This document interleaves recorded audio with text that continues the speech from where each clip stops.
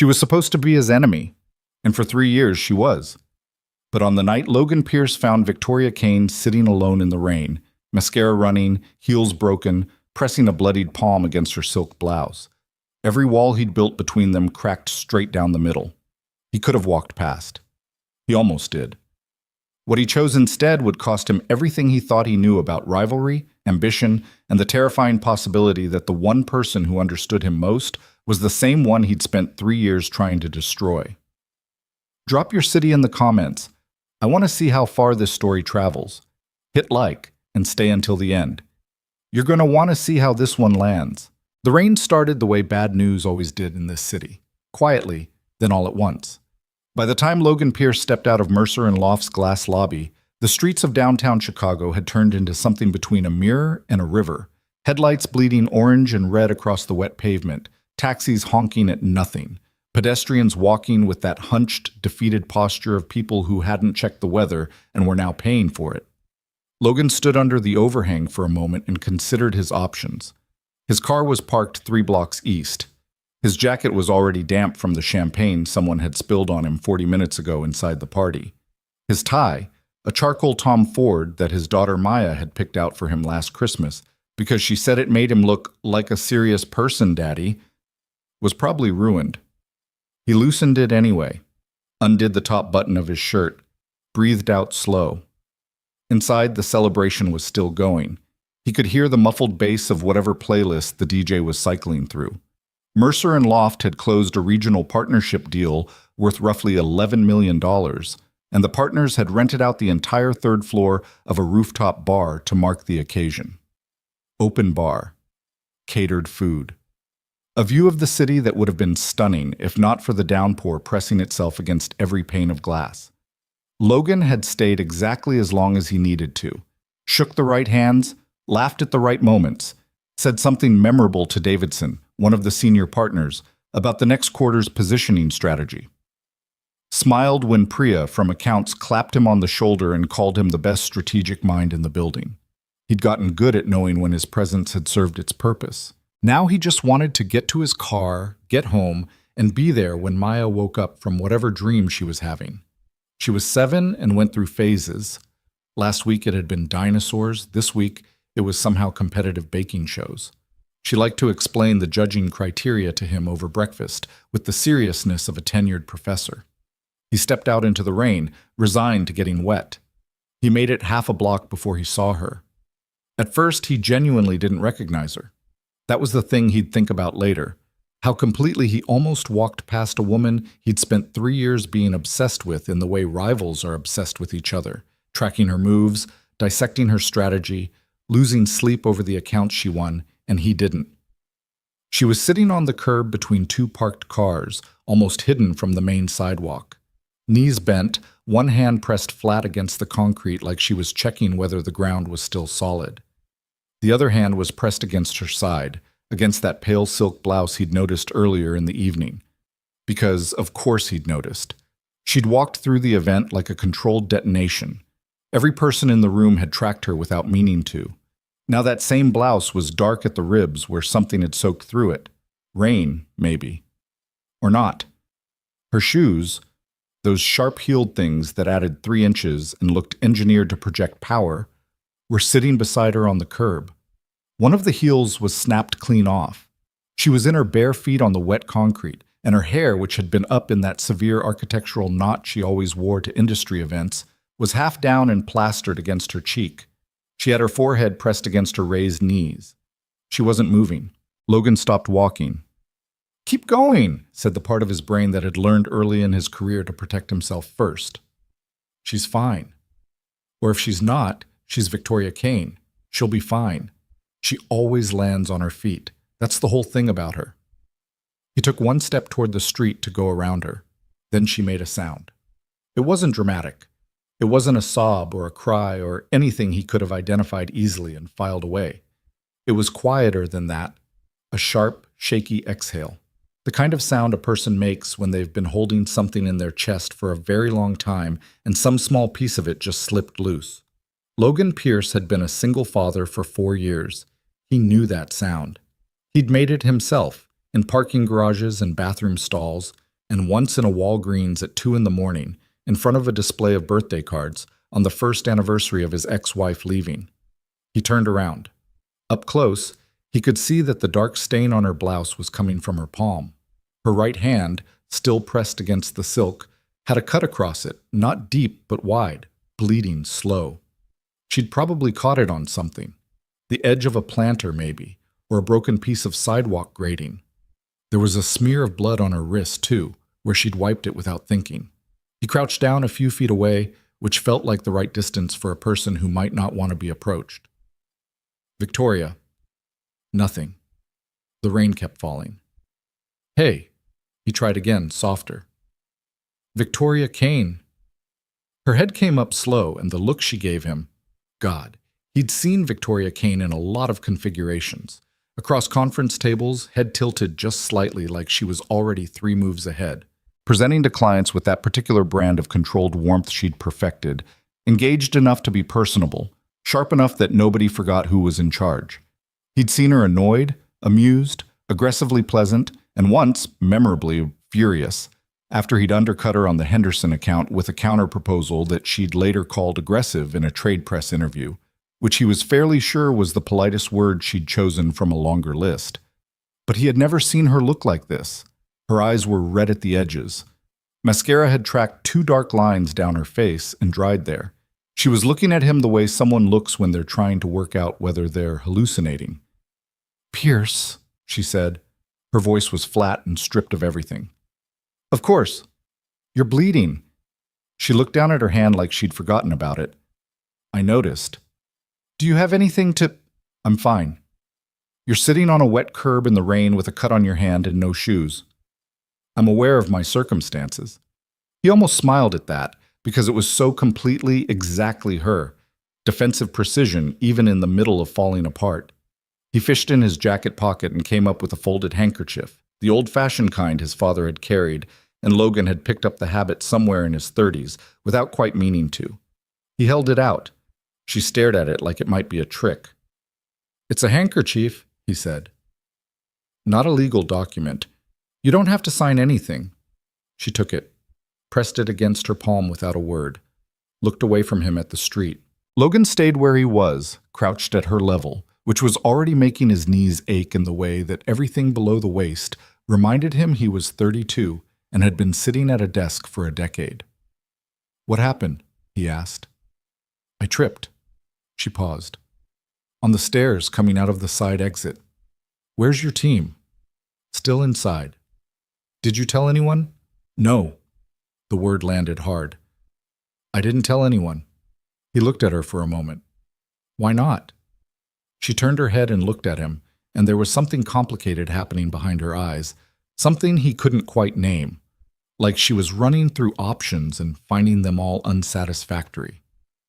"Because I'm Victoria Kane," she said, and the way she said it, flat, almost tired, it wasn't arrogance. It was something much heavier than that. It sounded like a sentence, like a thing she'd been handed a long time ago that she'd decided to carry without complaining, and now it was very, very heavy. Logan didn't say anything. The rain was getting worse. He stood up, looked down at her. "My car's 2 blocks east. I'll drive you home." "That's not necessary. Your shoes are broken. I'll call a car. In this weather, the wait is going to be 40 minutes minimum." He pulled out his phone, opened the rideshare app, and showed her the screen. 43 minutes, surge pricing. "I'm offering you 20. She looked at the screen, then at him, then at the handkerchief wrapped around her hand, which was already showing a small bloom of red at the center. "This doesn't mean anything," she said. "I know. We're still competitors." "I know, Victoria." He extended his hand to help her up. "Come on." She looked at his hand for what felt like a long time. Then she took it, and he pulled her to her feet, and for just a second, one small, unguarded second, she grabbed his arm to steady herself, and he felt her lean her weight into him the way someone does when they've been standing on their own for too long and suddenly can't quite remember how anymore. Then she straightened. Let go. Became Victoria Kane again, or the best approximation she could manage in bare feet on a wet sidewalk in the rain. "My shoes," she said. He picked them up, held them by the straps. didn't comment on the broken heel. They walked to his car without talking, and he noticed she walked carefully, placing each bare foot like the pavement might give way. And he noticed he slowed his pace without thinking about it. And he noticed she didn't thank him for that. And he noticed he didn't need her to. Told. His car was a dark navy Volvo that smelled like Maya's strawberry chapstick and old coffee, and the particular scent of a car that gets used for school drop-offs and grocery runs and late nights driving nowhere when a person needs to think. He opened the passenger door and Victoria Kane lowered herself into the seat with the careful movements of someone whose body hurt more than she was admitting. He got in the driver's side, adjusted the heat, pulled out of the space. "Address?" he asked. She gave him one. North side, not far. They drove in silence through rain-slicked streets. The windshield wipers kept time. The city moved past them, that particular version of Chicago at night that was all refracted light and wet surfaces and people running between awnings. Logan kept his eyes on the road. "The Henderson account," Victoria said suddenly. He glanced at her. "What about it?" "Your counterproposal, the one that undercut mine." She was looking at the window, not at him. "I read it 3 times. I know, your assistant mentioned it. My assistant talks too much." A pause. "It was a good proposal." He waited. "Not better than mine," she added, "but good. You won the account anyway." "I always win the account." There was no triumph in it, just fact. That's the problem. He wasn't sure what to do with that, so he said nothing. They drove another few blocks.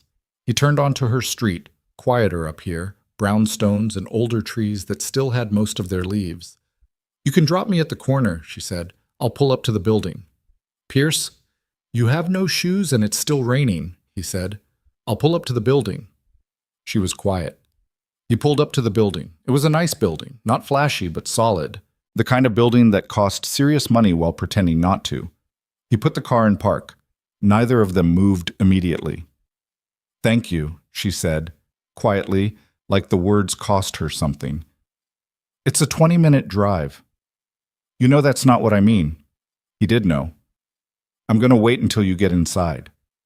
"That's not... Humor me."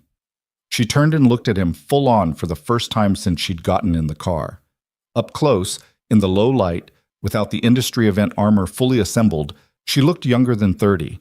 She also looked exhausted in a way that sleep probably couldn't fix, the kind of tired that came from a specific weight sustained over a long time. "Why are you being like this?" she asked, and she wasn't being combative. She genuinely wanted to know, in the same way someone asks about a thing that doesn't make sense to them. Logan thought about it honestly. "I don't know," he said. Seemed like the right thing. She studied him for another moment. Then she opened the door and got out, and he watched her walk barefoot across the wet sidewalk to the building entrance, and the doorman inside pulled the door open before she reached it, and right before she stepped inside, she turned around and looked back at his car. He didn't know if she could see him clearly through the rain-covered windshield. She turned and went inside. He sat there for a second, in his damp jacket, in his ruined tie, in the smell of strawberry chapstick and old coffee. Then he put the car in drive and headed home. He didn't examine what he was feeling. He'd gotten good at that, too. He told himself he'd forget about it by morning. He told himself this the way a person tells themselves they'll get an early night's sleep or stop checking their email after 8, with the full knowledge that they probably won't, but the optimism to try anyway. By 7:15 the next morning, Maya was in the kitchen in her pajamas explaining to him, with complete seriousness, why the judges on last night's episode had made an incorrect decision about the croissant competition, and Logan was making her scrambled eggs with exactly the right amount of cheese, and the rain was gone, and the city outside the kitchen window was doing that post-storm glittering thing that Chicago did when it was trying to make up for itself. "The croissants had too many layers," Maya was saying, spinning on the bar stool. "You can't have too many layers. That's not a thing." "Who told you that?" "Marcus." Marcus was her best friend from school, 7 years old and apparently also a croissant expert. "He said his mom makes them, and they always have exactly the right layers." "How many layers is exactly the right amount?" Maya considered this with the gravity of a judge herself. "Enough." Logan put the plate in front of her. Helpful. You're welcome. She picked up her fork. Daddy, do you have work today? I have a call at 9. Then some stuff in the office. He poured himself a second coffee. Mrs. Patterson is picking you up from school. I know. She ate a bite of eggs, made a face. More cheese. You already have a lot of cheese. More cheese makes everything better. He couldn't argue with that. He added more cheese.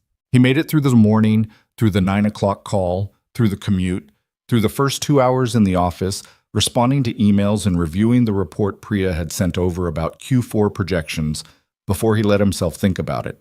He pulled up Victoria Kane's company profile. Not because he was tracking her.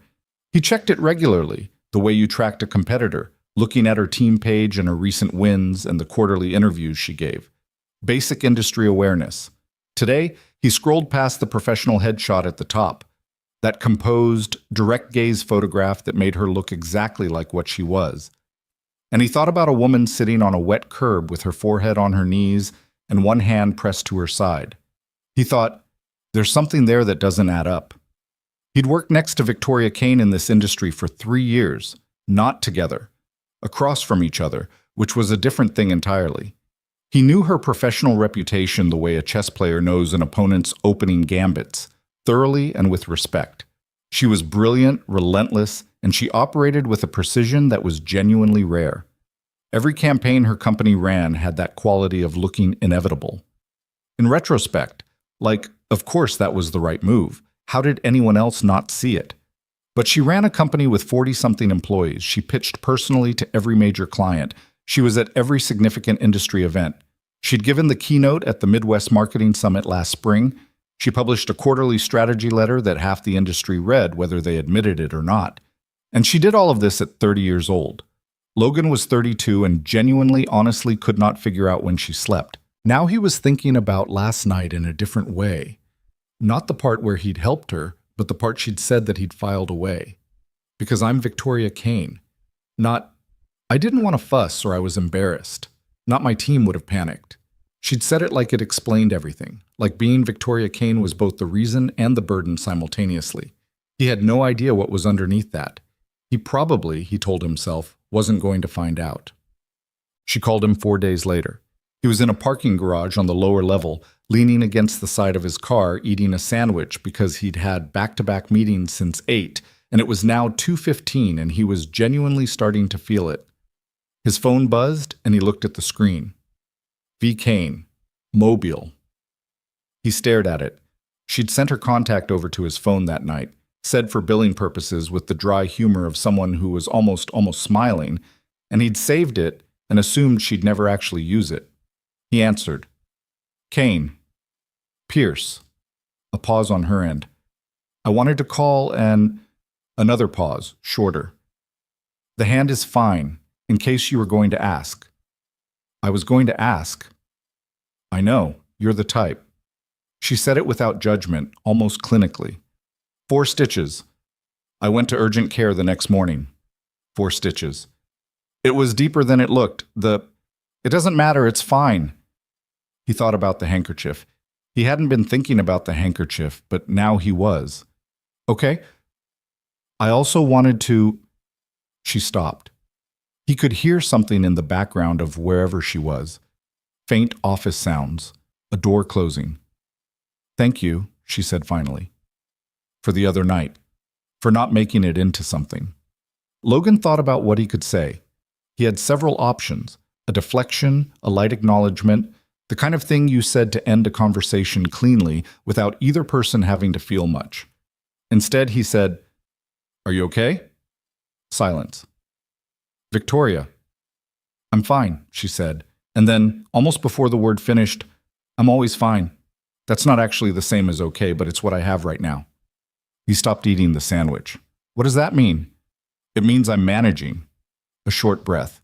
It means some days are harder than others, and that particular day was a harder one, and I don't usually let people see that. I know you don't. I'm not... She stopped again. He was starting to understand that these pauses were where she was making decisions, cutting things she'd started to say before they got loose. I don't need anything from you, Pierce. I didn't call because I I know why you called, he said. Another pause. You called because you needed to close the loop, he said, because leaving it open would bother you. You wanted to say thank you, confirm the hand was fine, and make sure neither of us were going to treat this like it was a bigger deal than it was. A very long pause. That's irritating, she said. I've been told. How did you, because I'm the same way, he said simply. When someone helps me with something, I have to go back and close it. Otherwise it just sits there. He heard something shift on her end. Not a sound exactly, just a change in the quality of the silence, like something relaxed that had been held tight. Okay, she said quietly. Loop closed. Loop closed, she agreed. Neither of them hung up. Logan looked at his half-eaten sandwich and put it down on the roof of the car. You don't have to tell me anything, he said, about whatever was going on that night. You don't owe me an explanation. I know I don't. But I'm around. If it helps to talk to someone who isn't going to turn it into industry gossip or treat you differently because of it. You're my competitor. I'm aware. You literally presented a counterproposal to a client I know what I did, Victoria. Silence. Why would you offer that? She asked, and there was something real in the question, like she was genuinely trying to understand the algorithm. Logan thought about it. About Maya in the kitchen this morning, asking him if being mean to someone you didn't like was the same as being mean to someone you didn't know, because Marcus had said those were different, but Maya wasn't sure, and she wanted his opinion. He'd said he thought meanness was meanness regardless of how well you knew the person, and she'd nodded and said, yeah, that's what I thought, with the satisfaction of someone whose answer has been confirmed. He thought about sitting on the floor of Maya's room at 2 a.m, 6 months after her mother left, while Maya slept and he just needed to be close to something that still made sense. Because you were sitting on a curb in the rain, he said, and that's enough. She didn't call again for 2 weeks. Then she called 3 times in a week, each time for something ostensibly professional. A question about a vendor they'd both used, a comment about a competitor's new campaign, once a thing about whether he knew anything about a specific data analytics firm she was considering partnering with. Each conversation drifted, eventually, somewhere else. She'd ask about his read on the industry, and he'd give it, and she'd push back, and he'd push back, and they'd end up in these extended debates that neither of them were supposed to be enjoying as much as they were. He was discovering, extraordinary to talk to. Not in the way he'd expected. He'd expected sharpness, and she had that, but she also had this unexpected dry humor that she deployed like a scalpel. Small incisions. She'd make a joke and then immediately continue the conversation as if she hadn't, and he'd still be catching up to the punchline. She also asked questions no one else thought to ask him. Not about the campaigns or the strategy or the industry, about the thinking underneath those things, why he'd made a particular creative choice, what he'd been trying to solve that nobody had seen. She listened to his answers in a way that felt active rather than polite. He started looking forward to the calls more than he should have. He didn't do anything with that information. The day he found out about her brother, it wasn't from her. It was from a woman named Darla who worked at the shared printing service that half the small agencies in the building used and who knew more about everyone's business than any of them realized, not because she was nosy, but because she was there, quietly, while everyone talked around her like furniture. Logan was picking up a bound proposal deck, and Darla was sorting packages at the back counter, and she said, not looking up, "Saw your name next to Kane Company on the schedule. You two working together now?" "Competing," Logan said. "Still competing." She sorted another package. "She's a hard worker, that one. In here most weeks, sometimes twice. Always professional." A pause. "Saw her on the phone once, in the hallway. She didn't see me. She was talking to someone. Hospital, I think from the sound of it. She was trying real hard not to cry and doing about a 60% job of it." Logan stopped. Darla kept sorting. "None of my business. Just thought it's easy to only see people one way." He thought about that on the drive back to the office. He thought about it through his afternoon calls. He thought about it when he got home and Maya ran at him from the living room and he caught her and held on a little longer than usual, feeling the solid, real weight of her. That night, after she was asleep, He sat in the kitchen and typed Victoria's name into a search bar and added, family, brother. He found it in a local news piece from 4 years ago. A car accident on the I-90. Ethan Kane, 23 at the time, had been the passenger. The driver had run a red light. Ethan had been airlifted to Northwestern Memorial.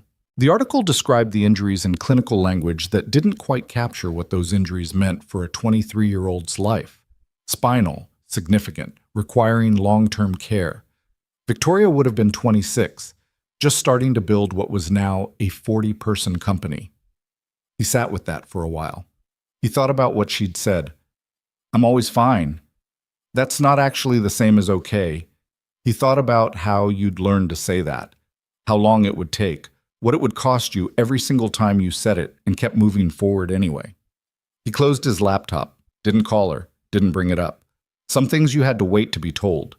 He made himself a note in his head to be patient. She told him herself, 6 days later. They were on the phone, and it was late, past 10 his time, which meant she was probably still at the office. And they'd already covered the thing they'd started the call with and drifted into the usual gravitational pull of just talking. And she said suddenly, I have to leave early tomorrow. Early how? 7. A pause. Ethan has a therapy appointment at 8 and his usual driver is sick. My assistant was going to cover, but she has a thing with her kid and I can't ask her to. She stopped. Ethan is my brother, she said carefully. He was injured a few years ago. There's a level of ongoing care. Logan didn't say anything for a moment. You don't have to explain, he said. I know I don't. I'm choosing to. Another pause. I don't talk about it. Not in the industry. People would... She didn't finish that sentence. He understood the one she'd left out. People would treat me differently. People would see weakness. People would use it. Okay, he said. He's doing well, actually, relative to... He's made progress. And he could hear under the clinical phrasing something that was just pride, raw and quiet. He's the best person I know. That part isn't... Most people hear disabled and they hear a tragedy. Ethan would hate that. He's funny, obnoxiously funny. What kind of humor? Terrible. Dad jokes, mostly, but he times them perfectly, so you always fall for it. A short laugh, quick and real, the kind that catches a person off guard. Last week he told me I needed to learn to delegate, and then said, or am I being too forward? And then immediately did this face. She stopped. You'd have to see the face. Sounds like a nightmare. He's the best, she said simply. He can't always... She let out a breath. Our mother is also not well. It's her memory. She has days that are better and days that are not, and on the not days she doesn't always know who I am. Logan was quiet. I'm telling you this, Victoria said, because I don't know why I'm telling you this. I don't usually... Because you needed to tell someone, Logan said gently. And you trust that I won't do anything with it. Silence. Do I trust that? She asked. I think you do, or you wouldn't have said it. A long pause. Outside his window, the city was doing its nighttime thing. A siren somewhere, a late bus, the particular frequency of a city that never goes fully quiet. My mother used to take Ethan and me to Navy Pier in the summers, Victoria said. We'd do the Ferris wheel. She was afraid of heights, but she'd go every time because Ethan loved it. She'd hold his hand the whole way up and pretend she wasn't scared. A pause. She doesn't remember that now. Some days she doesn't remember his name. I'm sorry, Logan said, because there was nothing else to say, and he meant it. It's fine, she said automatically, then caught herself. It's not fine. I don't know why I keep saying that. Because you've been saying it for a long time. Yes, she said quietly. I have. They stayed on the phone for another hour. They didn't talk about marketing or clients or the industry. They talked about other things, his daughter's croissant opinions, a book they'd both apparently read last year and had different reactions to, the specific exhaustion of loving people whose pain you couldn't fix. Small things and large things mixed together the way they are in real conversations. Before she hung up, she said, Logan? First time she'd used his name. Not Pierce. Logan. Yeah, he said. Thank you for all of it. You don't have to thank me. I know, she said. I want to anyway. It was sad. He drove home that night thinking about the careful architecture of a person who had built their whole exterior around the idea that they didn't need anything from anyone, and how much work that was, and how heavy it must get when you're also carrying everything else. He thought about the way she'd laughed, that quick, surprised laugh, when she talked about her brother's timing. He thought about how a person who looked like absolute authority at a conference table could sit barefoot on a wet curb and press their forehead to their knees and make that small, escaping sound of something held in too long finally slipping loose. He thought, I am in a lot of trouble. He went home, checked on Maya, who was asleep with 3 stuffed animals arranged around her in a formation that seemed deliberate. Made himself a drink he didn't finish. Went to bed. Did not sleep for a while. Stared at the ceiling and listened to the city outside and told himself with the same hopeful optimism of the early night sleep he never got. This is manageable.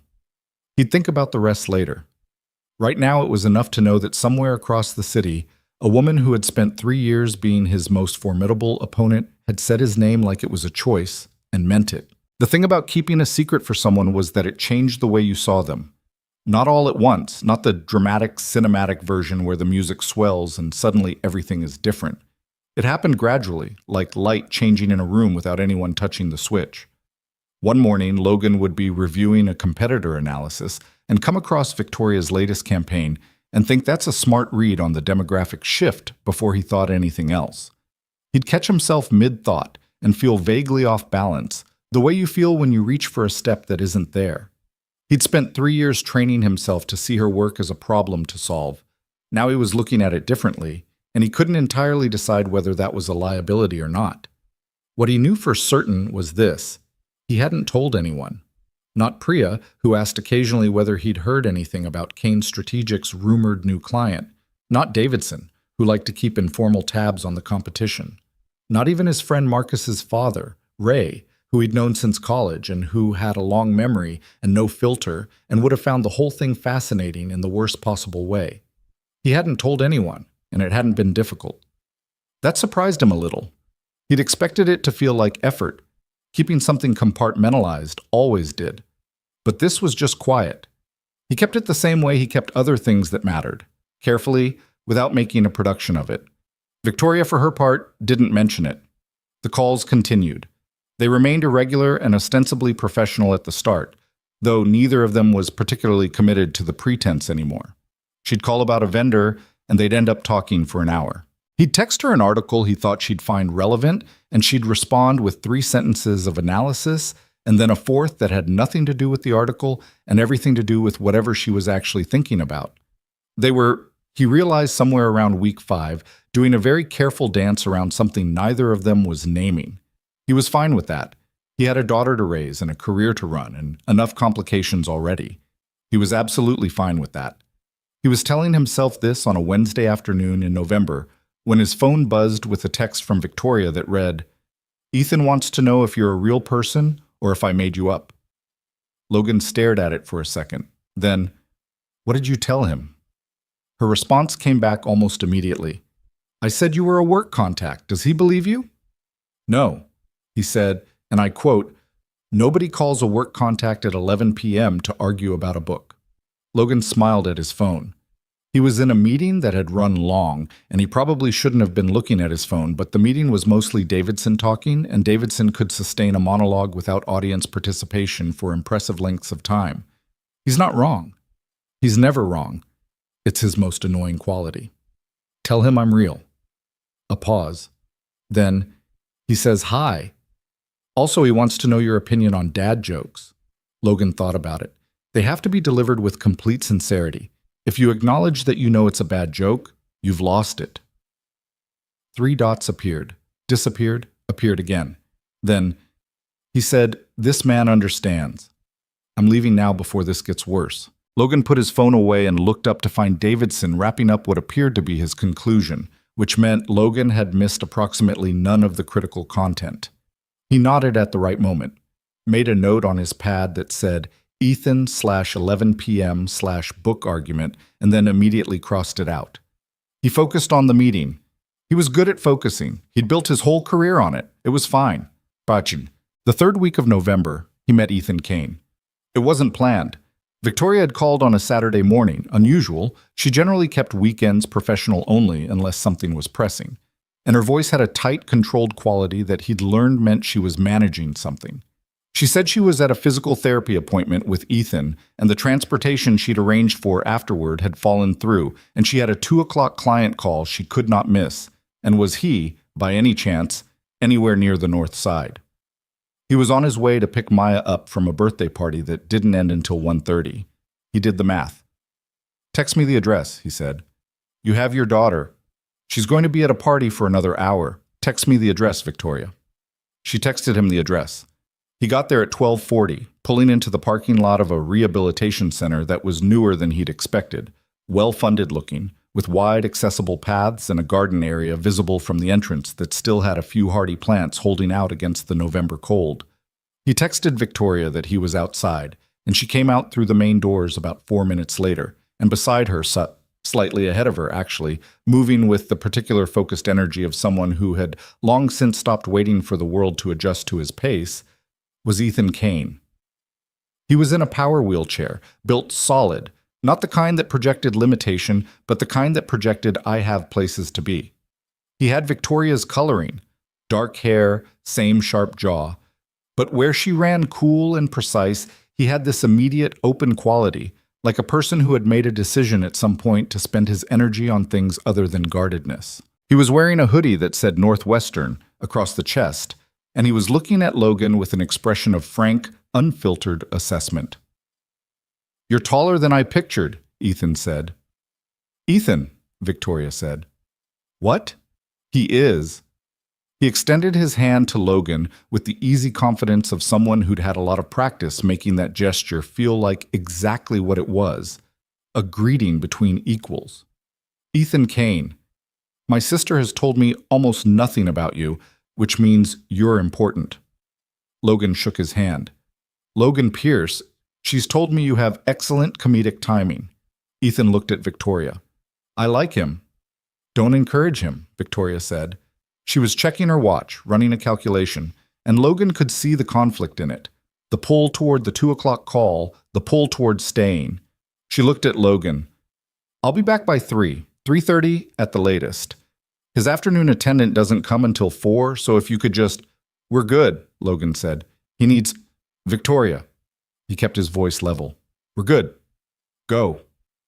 She looked at him for a moment, then at Ethan, who made a small shooing gesture with one hand that was so completely dry and so perfectly timed that Logan almost laughed. She looked like she wanted to say 6 more things. She said none of them, turned, and walked to her car. Logan watched her go. Then he looked at Ethan. "So," he said. "Lunch?" Ethan considered. "There's a place 2 blocks that does incredible banh mi. You good with walking?" "I'm good with walking." "Cool. I'm going to tell you everything embarrassing about my sister, and there's nothing she can do about it." Logan fell into step, into pace, adjusting naturally, beside the chair. "I'm listening." "That's what I thought," Ethan said, and started talking. They were at the sandwich place for an hour and 40 minutes. Logan ordered 2 drinks, and Ethan ordered something complicated, and they ate and talked. And Logan found out that Victoria had been working since she was 16, first a part-time job at a print shop, then freelance design work, then the slow construction of what was now a real company. That she'd turned down a scholarship to an MBA program when the accident happened because Ethan's care costs and their mother's expenses meant she needed income, not education. That she'd never told anyone in the industry that because she'd decided people would see it as a reason to underestimate her. That she cried exactly once after the accident in a hospital parking garage, and then did not cry again for almost 2 years. That she called Ethan every single day and had not missed a day in 4 years. "She thinks she has to hold everything," Ethan said. He was looking at his cup, turning it slowly. "She's been doing it so long she doesn't even notice it's heavy anymore. That's the part that worries me." "Does she have anyone?" Logan asked. "Outside of work, friends who—" "She has people she knows," Ethan said carefully. colleagues, professional relationships, friendly ones. He looked up, but someone who just sees her for the actual person under all the... No. He paused. Not until recently, apparently. Logan didn't look away. I'm her competitor. I know. We've spent 3 years trying to outmaneuver each other. I know that too. Ethan looked at him with that open, direct quality that was impossible to deflect. Does that feel like what's happening now? Logan was quiet. She's not easy, Ethan said. She doesn't ask for things. She doesn't let people in without running about 40 background checks first. She's going to push back on everything because she's been burned before and she doesn't like not being in control of outcomes. He paused. But she called you on a Saturday morning when she needed help, and she doesn't do that, so. Logan looked out the window at the street. A couple walking past with a dog. A kid on a scooter, the helmet slightly crooked. An ordinary Saturday in Chicago, everything going about its business. I'll figure it out, he said finally. It wasn't a promise to Ethan. It was more like something he was saying out loud to hear how it sounded. Ethan nodded. Yeah, he said. I figured. When Victoria got back at 3:15, they were still at the table. She stopped in the doorway and looked at the two of them, then at the empty plates, then at Ethan's expression, which was the picture of innocence. What did you tell him? She said. Nothing, Ethan said. Ethan. Just some highlights, the print shop thing, Ethan. Time you cried at that Pixar movie and told me it was allergies.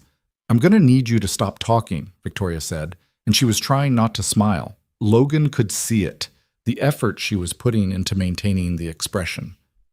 He already knew the important stuff, Ethan said simply. Victoria looked at Logan.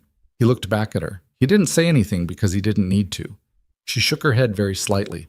Not disagreement, just acknowledgement, and sat down and stole Ethan's remaining chips without asking. And Ethan said, hey, without conviction, and the three of them stayed another 20 minutes. Logan drove home thinking about the print shop, thinking about a 26-year-old turning down a scholarship, thinking about daily phone calls, 4 years unbroken. He thought, I had her completely wrong, not wrong about her capabilities. He'd never been wrong about those, wrong about what was underneath. He picked Maya up from Mrs. Patterson's at 5. She immediately began debriefing him on the birthday party with the comprehensiveness of a congressional report, and he listened to every word, genuinely, because Maya's detailed analysis of social dynamics was one of his favorite things, and because he needed the ballast of it, the warm, specific realness of his daughter's life, to settle himself back into his own. But December moved fast, the way December always did in Chicago. Cold arriving fully committed, no courtesy period, the wind off the lake making the streets feel like the city had something personal against you. Logan spent most of it in the productive, focused tunnel of a Q4 push, the way serious people in marketing always spent December. Pitches, closings, the scramble of clients wanting campaigns locked in before the year ended. He and Victoria continued their calls. They were openly undefinable now, which both of them seemed to have agreed to without discussing. Not a friendship exactly, not a professional relationship exactly, something that sat in the space between those categories and declined to be categorized. She was easier than he'd expected in some ways. Not easy. Ethan had been right about that. She pushed back on everything. She kept testing the boundaries of conversations like she was checking whether they'd hold her weight. But there was a directness to her that he found, against all expectation, restful. She didn't perform. She said what she thought, or she didn't say anything, and she'd gotten efficient at identifying which category a given thing fell into. With Logan, increasingly, she said what she thought. He did the same. He hadn't realized until now how rarely he did that. Can I ask you something? She said one evening in mid-December. They were on the phone and it was past 9 and Logan was washing dishes, the phone wedged against his shoulder in the way that was terrible for his neck, and that he did anyway. You're going to ask it regardless, he said. Fair. A pause. Maya's mother, what happened there? He was quiet for a moment, not because the question landed hard. It had been 4 years and he'd made his peace with most of it, but because he was deciding how much to give her. He thought about what Ethan had said. She's been burned before, and she doesn't like not being in control of outcomes. Victoria giving him something real always cost her something. He could give her something real back. She left, he said simply. Not for someone else. Nothing that clean. She just... He thought about how to say it. She'd wanted a different life than the one we built. I think she knew that before Maya, and she thought she could want her way into a different feeling, and it didn't work. And to her credit, she was honest about it when she finally admitted it. But by then, Maya was 3. I'm sorry, Victoria said. We're okay now. Maya and me. He meant it. It was bad for a while. That first year was... He stopped. It was a lot. But she's the best thing I've ever done, and her mother is doing better, and they have a real relationship now, which is what matters. Do you... Victoria started and stopped. No, he said, knowing the question. I don't still have feelings for her. Haven't for a while. That was more about grief than love, I think. What I missed was the idea of the shape of things. The shape of things, she repeated quietly, like she was turning it over. The family, the picture of a life I'd been building toward. When that went away, I had to build a different picture. He put a dish in the rack. It took longer than I wanted it to, but it's a good picture now. Silence for a moment. I haven't built a picture, Victoria said. I mean, I have plans, revenue targets, expansion strategy, Ethan's care plan through next year, my mother's... She stopped. But an actual life picture. What that looks like for me personally. A short breath. I think I stopped doing that a long time ago. It started to seem like a luxury. It's not a luxury. Some things are only not luxuries if you have the... Victoria. He said her name the way she said his, as a choice. It's not a luxury. She didn't argue. He took that as a small victory. When did you figure out what your picture looked like? She asked. He thought about it. Sitting in Maya's room in the middle of the night when she was about 3.5. She was asleep and I was just on the floor next to her bed because I needed to be near something that was still okay. He paused. I thought, this is the center. Everything else gets built around this. He heard Victoria exhale slowly. Not quite a sigh. More like something settling. I don't have a center like that, she said. I know. Ethan would say he's my center. He'd be right, to a point. But you can't build a whole life around protecting one person. That's not the same as having a life. Another silence. He was getting better at her silences. The ones that meant she was processing. The ones that meant she was deciding whether to trust something. The ones that meant she was working very hard not to feel whatever she was feeling. This one was the second kind. I should let you go, she said finally. Okay. Logan? Yeah. I'm glad I called you that night. Quiet. Direct. No performance.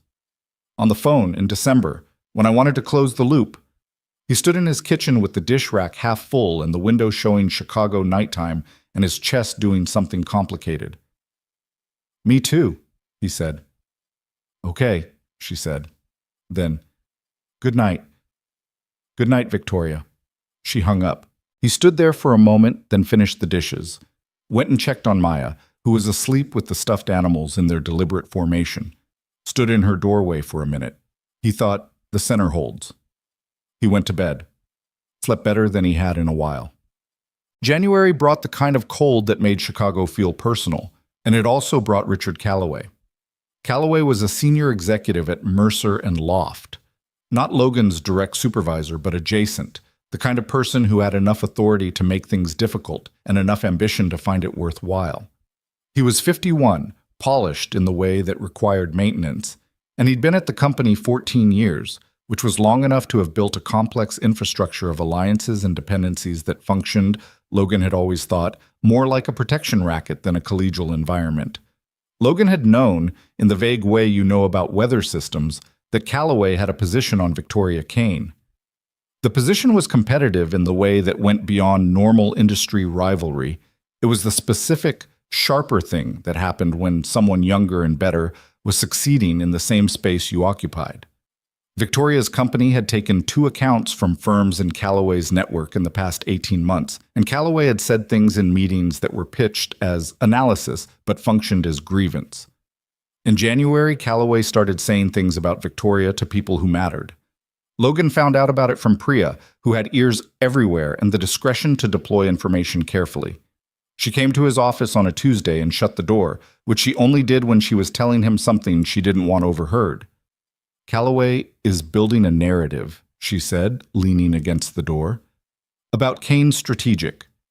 He's been in meetings with Davidson and two of the partners talking about financial instability. He's got something, numbers, I think, or something that looks like numbers, and he's been presenting it as due diligence, like he's doing the company a service by flagging a potential risk in a firm we've worked with. Logan kept his face neutral. What's he saying specifically? That her overhead is unsustainable, that she's overextended, that the company looks healthy from outside, but the internal structure is. Priya made a gesture that meant and so on. He's being careful about it, just concerned, just professional caution, nothing that could be called an attack. But it's being heard. Davidson asked me yesterday whether I'd noticed anything in our interactions with Kane's strategic that seemed off. She looked at him steadily. I said no, because I haven't. But the seed is planted. Logan sat with that. Where's he getting the numbers? That I don't know. Is any of it accurate? Priya gave him a look. I have no idea what her actual internal financials look like, Logan. Neither does he. Which means whatever he's presenting is either guesswork, extrapolation, or something he obtained in a way I'd rather not think about. After she left, Logan sat in his office for a long time. He thought about Calloway's particular brand of calculated patient malice, the kind that never left fingerprints because it operated entirely through implication and strategically timed concern. He thought about what that kind of campaign could do to a company the size of Victoria's, where reputation was infrastructure, where one wrong whisper in the right room could shift how clients thought about risk. He thought about whether to tell her. He picked up his phone and put it down 3 times. He wasn't sure what he was protecting, her peace of mind or the thing between them that was still fragile and new. Telling her meant pulling her into something stressful she couldn't currently see, which felt like it should be her choice. Not telling her felt like a different kind of failure. He told her. He kept it short and factual when he called that evening, laying out what Priya had told him without editorializing, and Victoria listened without interrupting, and when he finished, there was a silence that had a different quality from her usual ones, sharper, more awake. How long has this been going on? She said. Not a question, a diagnosis. Priya thinks at least 3 weeks. Davidson. She said the name flatly. He was at the Langford dinner last month. He was friendlier than usual, and I put it down to the wine. A short, humorless sound. I should have flagged it. You couldn't have known. I should have. She stopped herself, refocused. Calloway. I know who he is. I've been aware of him peripherally. A pause. He shouldn't have anything real. Our financials are clean and our overhead is managed. If he has numbers, he built them. I know. I need to think about this. Her voice was shifting into the mode he'd started to recognize. Not cold exactly, but operational, the part of her that ran the company. I can't react directly without escalating it in ways that make me look defensive. I need to document, Logan said. Everything you have that contradicts the narrative, revenue records, client renewals, anything that demonstrates stability, not for a confrontation, just so you're not caught flat if it escalates. I know how to handle a professional threat, Logan. I know you do. He paused. I'm not trying to manage you. I'm thinking out loud. A beat. Keep thinking out loud, she said, slightly differently. They spent 40 minutes on it, the two of them working through scenarios and responses the way they work through industry problems, efficiently, with the easy shorthand of people whose thinking complemented each other in ways that still surprised Logan when he noticed it. She asked sharp questions and pushed back on 3 of his suggestions and improved on 2 of them, and by the end had the outline of an approach. Thank you, she said, for telling me. You'd do the same. Silence. Then quietly, I would. Yeah. That felt like something new. He didn't name it. The months had a rhythm now that Logan hadn't designed but had stopped pretending he didn't rely on. Calls that weren't just calls. Texts that answered the question the previous text had really been asking. 3 lunches in January and February, ostensibly to discuss a vendor they were both evaluating, which neither of them mentioned after the first 10 minutes. One afternoon in February, when Ethan had a setback, a secondary complication that landed him back in the hospital for 4 days, and Logan drove Victoria there and sat in the hospital waiting room for 2 hours without being asked, reading a 3-year-old Sports Illustrated and buying terrible machine coffee and not saying anything particularly profound, just being there. And Victoria came out eventually and sat beside him and put her head back against the wall and said, "He's going to be fine." And he said, "I know," and they sat like that for a while. She looked at him sideways at one point and said, "You're going to be late for your 3 o'clock." "I already rescheduled it." She looked at the ceiling. "You didn't have to do that." "Okay." "Logan, I know I didn't have to. I wanted to." He looked at her profile, the tension in her jaw, the careful way she was holding herself together. "Let me be here without making it a discussion." A pause. "Okay," she said quietly. He brought her a coffee from the machine even though it was terrible, and she drank it without complaining, which he noted because Victoria Kane did not silently tolerate bad coffee under normal circumstances. He was in trouble, he knew. He'd known it for a while. The knowing had just been living in him without creating urgency, because some part of him had decided they'd get to it eventually, or they wouldn't. And either way, the thing between them was worth having in whatever form it took. But sitting in that waiting room with her, watching her breathe through something she couldn't control, he had a clear, uncomplicated thought that cut right through all of his careful equanimity. I don't want to do this wrong. Whatever this was, whatever it was becoming, he wanted to not do it wrong. In March, Maya met Victoria. Also not planned. Logan had brought Maya into the office on a half day, as he occasionally did when school scheduling conflicted with Mrs. Patterson's availability. Maya had a complete working theory of what offices were. She called them the serious buildings, and had opinions about whether they were fun or not fun based on criteria she hadn't fully articulated. Mercer and Loft was, she'd ruled, medium fun, mostly because of the snacks in the break room and the existence of Priya, who took Maya's opinion seriously and argued back, which Maya found deeply satisfying.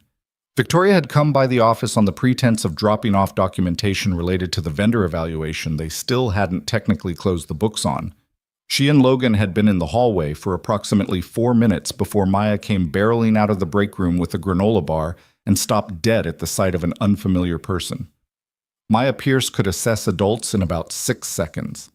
Logan had watched her do it her whole life, that rapid, quiet recalibration that happened behind her eyes while her face did something neutral. With most adults she liked, she became immediately chatty. With adults she was unsure of, she went watchful. With Victoria Kane, she went watchful. Victoria looked down at her, and Logan watched something happen that he hadn't seen before, which was Victoria Kane confronted with a small person who was looking at her with absolutely zero professional deference and not knowing exactly what to do about it. She held it well. But there was a half second of real uncertainty there. "Hi," Victoria said. "Hi," Maya said. Then, "Are you my dad's work friend or his work enemy?" Logan closed his eyes briefly. Victoria glanced at him, back to Maya. "Complicated question." "It's not that complicated," Maya said. "Daddy says some people at work are friends and some are enemies and some are—" She squinted. "He called them something." "Frenemies," Logan said, resigned. "Yeah, frenemies." "Which one are you?" Victoria considered this with apparent seriousness. "I think your dad and I are figuring that out." Maya seemed to find this an acceptable answer, which was more than Logan had expected.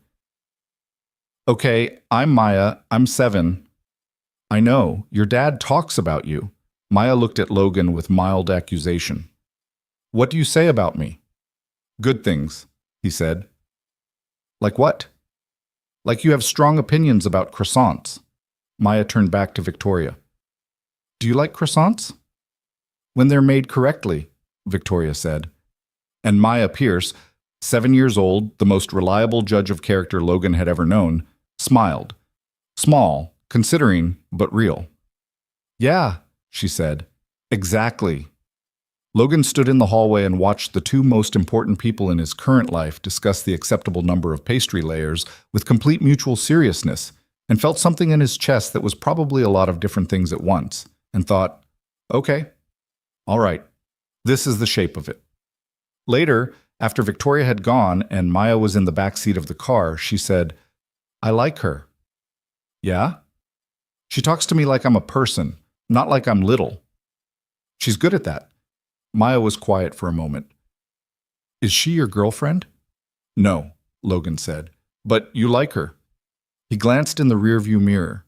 Maya was looking out the window with the patient, knowing expression of a child who has already arrived at the answer and is only asking to see if the adult will be honest.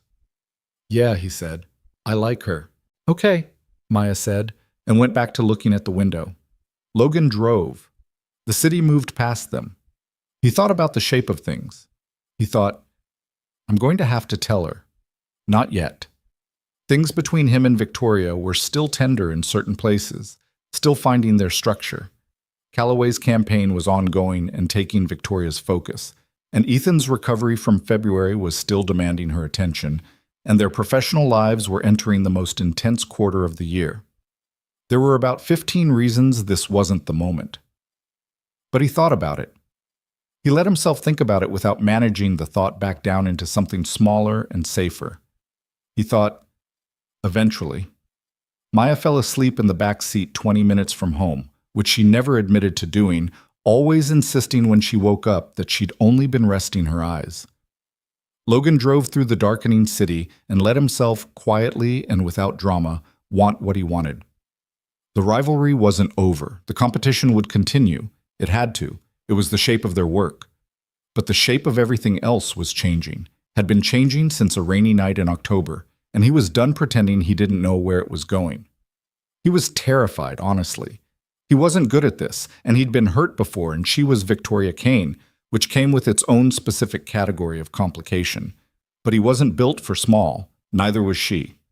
That had always been the problem with them, and maybe also, he thought, accelerating through a yellow light on Lakeshore Drive with his daughter asleep behind him and the lake showing dark and vast to his left.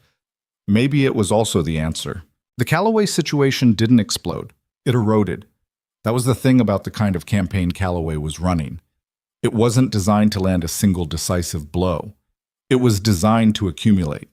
Each conversation he had, each casually expressed concern, each strategically placed doubt, added a thin layer of sediment to the way people thought about Victoria Kane's company. Nothing you could point to directly, nothing that looked like an attack when examined in isolation, just a slow, quiet reframing of how her name sounded in certain rooms. Logan watched it happen over March and into April with the specific frustration of knowing what was occurring and being able to do very little about it directly. He fed information to Priya, who was careful and well-placed, and understood the architecture of influence without needing it explained. He paid attention in meetings. He noted who repeated Calloway's framing and who didn't, and filed that information away. He didn't tell Victoria everything. Not because he was protecting her. She'd made it abundantly clear she had no interest in being protected from information relevant to her professional life. He didn't tell her everything because some of it wasn't confirmed enough to be useful, and giving her half-formed intelligence would only cost her energy she was already spending in multiple directions at once. He told her what was actionable. He held the rest. It wasn't comfortable. He wasn't sure it was the right call, but it was the call he made. In April, Ethan started a new outpatient program that had a better weekly schedule for him, which meant Victoria's transportation logistics shifted, which meant she had 3 afternoons a week with something approaching breathing room built into them. She used this breathing room, as far as Logan could tell, to work more.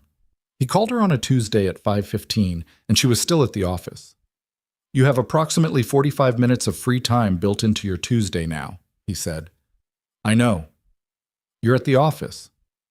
I have a proposal to finish. Victoria. Logan, Go home, he said. Or go somewhere that isn't the office. The proposal will be there at 7 a.m. A pause. You're not I'm someone who has been watching you run at this pace for 6 months, and I'm telling you it's going to catch up with you. He kept his voice even. Take 45 minutes. A long silence. I don't know what I do with 45 minutes, she said, and the honesty in it was so unguarded that he went quiet for a moment. Go for a walk, he said. Sit somewhere and watch people. Eat something bad for you. I'm fine. There's that word again. Another pause. I don't know how to turn it off, she said, quietly, like she hadn't meant to say it that clearly. The running, I don't know how to just stop. I know. Every time I slow down, I think about what's not getting done. I know that too. How do you... She stopped. You have Maya. You have a reason to stop at the end of the day, something that requires your presence in a specific place at a specific time. I don't have that. You have Ethan. Ethan has good days now. He doesn't need me there every evening. A breath. That's good. That's what I worked for. But it means I don't have anything that... She trailed off again. Logan thought about the hospital waiting room in February, about the way she'd held her head back against the wall, exhausted enough to drop some of the architecture for a few minutes, about the terrible machine coffee she'd drunk without complaining. Come have dinner, he said. Silence. Me and Maya, he added. Nothing elaborate. She's been asking about you since March, which she'd deny if you brought it up, but she has. She has not. She asked me yesterday if the croissant lady was coming over soon. He heard something shift, the catch of a surprised, almost laugh. She didn't call me that. She absolutely did. She has a naming convention. You've made the list. Another pause, a different quality from the earlier ones, not the processing kind or the deciding kind, something lighter. I'll come for an hour, Victoria said. She stayed for 3. The dinner was spaghetti because Maya had requested it, and the spaghetti was unremarkable. Logan was a competent cook in the way of a person who had learned to cook out of necessity rather than interest. And Maya talked for approximately 80% of the meal about a school project involving the solar system that she felt was being undermined by Marcus's insistence that Pluto should count. It doesn't count, Maya said, pointing her fork. It's a dwarf planet. There are rules. Some people find the rules unfair, Victoria said. She was eating with the careful manners she probably had everywhere, and also, Logan noticed, the relaxed posture of someone who had, in fact, turned it off, marginally, for the moment. Rules aren't about fair, Maya said. Rules are about what's true. That's a very sophisticated position for a second grader. Maya looked at her. What grade do you have to be for it to not be sophisticated? Victoria blinked, then looked at Logan. She does that. Every day, he confirmed. I'm right there, Maya said. After dinner, Maya did her homework at the kitchen table with what she described as company supervision, which meant Logan and Victoria sat nearby while she worked and could be consulted about specific facts, but were not to interfere with the process. Victoria was consulted once about the distance from Earth to Mars, and provided the information with such precision that Maya wrote it down without verifying it, which was the highest form of trust Maya offered a new person. When Maya went to bed, a production that involved 2 glasses of water, a discussion about whether dreams were real, and a final appeal about screen time that Logan declined, he came back to the kitchen, and Victoria was standing at the counter with her second glass of wine, looking at the photos on the refrigerator. Maya's school picture from September.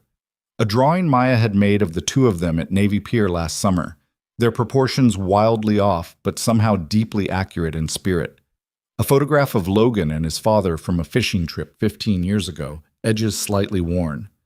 She's going to be extraordinary, Victoria said. She already is. He leaned against the opposite counter. You okay? She stopped herself before Fine made it out. He watched her decide to be honest instead. I'm better than I was at 5 o'clock. Thank you for that. Any time. She looked at him. The kitchen light was the soft, warm kind that Maya had insisted on when they moved in, because she'd said the bright white light made the kitchen feel like a doctor's office. In that light, without the industry event armor or the operational mode she ran in during their difficult conversations, Victoria Kane looked like exactly who she was. Exhausted and brilliant and holding more than one person could comfortably hold, but here and present and marginally softer than usual. I don't know what we're doing, she said. Direct. The way she always went direct when something mattered. Neither do I. That doesn't bother you? A little, he said honestly, but I figured out I'd rather be here not knowing than somewhere else being certain. She looked at him for a long moment. He didn't look away. I'm not good at this, she said. Whatever this is, I'm not built for it. I know how to run a company. I know how to structure a deal. I know how to handle a professional crisis, but she made a gesture that took in the kitchen, the photographs, the general territory of this. I don't have a playbook for this. Neither do I, he said again.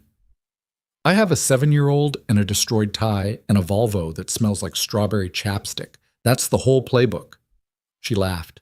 Not the small surprised one, a real one, and it changed her face entirely. He'd been collecting those laughs quietly for months without meaning to. Logan, she said. Yeah. I'm scared of it, she said. Just that. No elaboration. But the honesty of it landed the way real honesty lands. That not dramatic, just solid, like something true occupying space in the room. Me too, he said. They stood in the kitchen with that between them, and neither of them did anything about it, and that was fine, because some things needed to sit before they could move, and he'd learned by now that with Victoria, patience wasn't passive. It was the most active thing he could offer. She left at 10:15. He walked her to the door. She put her coat on and then paused, and the pause had a particular shape that he waited through, and then she reached out and put her hand briefly against his jaw. Not a kiss, not a lean-in, just her hand on his face for 3 or 4 seconds, looking at him. And then she dropped it and said goodnight and left. He stood in the doorway watching her walk to her car and thought, okay, all right, thought, we're going to get there. Then he went inside and did the dishes and was, for the first time in longer than he could easily remember, completely fine. Actually fine, not Victoria's version, with not knowing exactly what came next. April moved into May, and May was when things stopped eroding quietly and started to break. The meeting was a Thursday. Monthly strategy review, all senior staff, the conference room on the 14th floor, with the floor-to-ceiling windows and the view of the river that nobody had time to look at because these meetings ran long and moved fast. Logan was there because his Q2 campaign projections were on the agenda. Callaway was there because Callaway was always in these rooms, positioned just far enough from the center to look objective. The first hour was standard. Davidson ran the agenda efficiently. Projections, personnel updates, a new partnership under discussion, some Q1 postmortem that most people had already processed. Logan presented his Q2 numbers, answered questions, sat back down. Then Callaway raised the matter of Kane Strategic. He framed it as a resource question. The company was currently in a partnership arrangement with Kane Strategic on a joint initiative, a mid-size urban development client they'd brought in together, with Kane Strategic handling the brand strategy component. It was going well, by Logan's estimation. The work was good. Callaway said he was concerned. He pulled up a series of figures, presented on a clean slide, professional and sourced looking, that purported to show irregularities in Kane Strategic's billing practices on the shared account, overcharges on labor hours, discrepancies between the work logged and the deliverables received. Not large enough to call outright fraud, but, Callaway said, with the measured gravity of someone performing reluctant duty, significant enough that he felt obligated to flag it before it became a problem. The room took it in. Logan watched faces around the table, the ones that already carried Callaway's narrative and were nodding with the confirmation of something suspected, and the ones that were hearing this fresh and deciding how to receive it. He sat very still. He knew, with bone-deep certainty, that the figures were manufactured.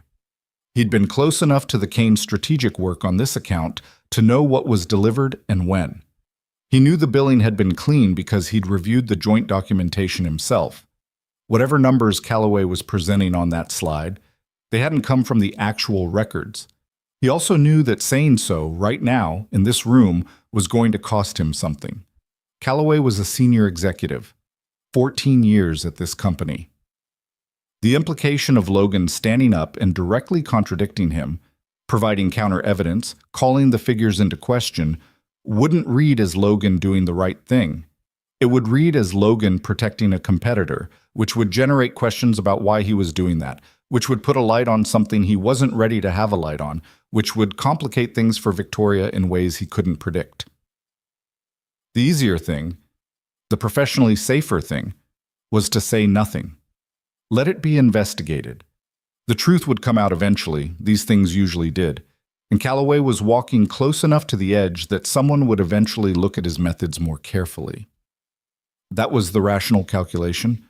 Logan thought about a woman who had turned down a scholarship at 26. He thought about daily calls made for 4 years without missing one. He thought about a hand pressed against a silk blouse in the rain, and a cut that needed 4 stitches, and the specific exhausted weight of "because I'm Victoria Kane." He thought about what it would mean for her reputation if this sat in these men's minds for weeks or months without a direct challenge. Reputation wasn't rebuilt easily. Calloway knew that. That was the whole point. Logan put his hand up. Davidson looked at him. "Pierce, I want to address the figures Richard just presented," Logan said. He kept his voice level, not confrontational, factual. The tone of someone who had information and was offering it, not swinging at anyone. "I've been involved in the coordination with Kane Strategic on the Alderton account since it began. I've reviewed the joint documentation, including the billing records, on 2 separate occasions." He pulled out his phone, opened his email, found the document thread he'd kept. "The figures Richard is presenting don't match the records I have access to. I'd like to understand where his numbers came from before we draw any conclusions." The room had the particular quality of air going out of it. Calloway looked at him. The look was measured and entirely without surprise, which told Logan that Calloway had run some version of this scenario and had a response ready. "The figures were compiled from an independent review of the account documentation," he said smoothly.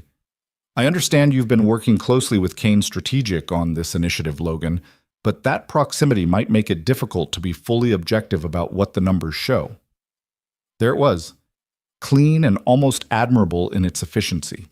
"You're too close to be credible." "I'm not asking anyone to take my word for it," Logan said. "I'm asking that before any formal action is taken, we do a direct comparison of the billing records Richard is working from and the joint account documentation that both companies have access to. If the records match his figures, we address it. If they don't match..." He let that sit for exactly the right amount of time. "Then we have a different question." Silence. Davidson looked between the two of them. He was a measured man, Davidson, not easily pushed in either direction, which was his greatest strength and occasionally his greatest limitation. He drummed his fingers once on the table. "That's a reasonable request," he said.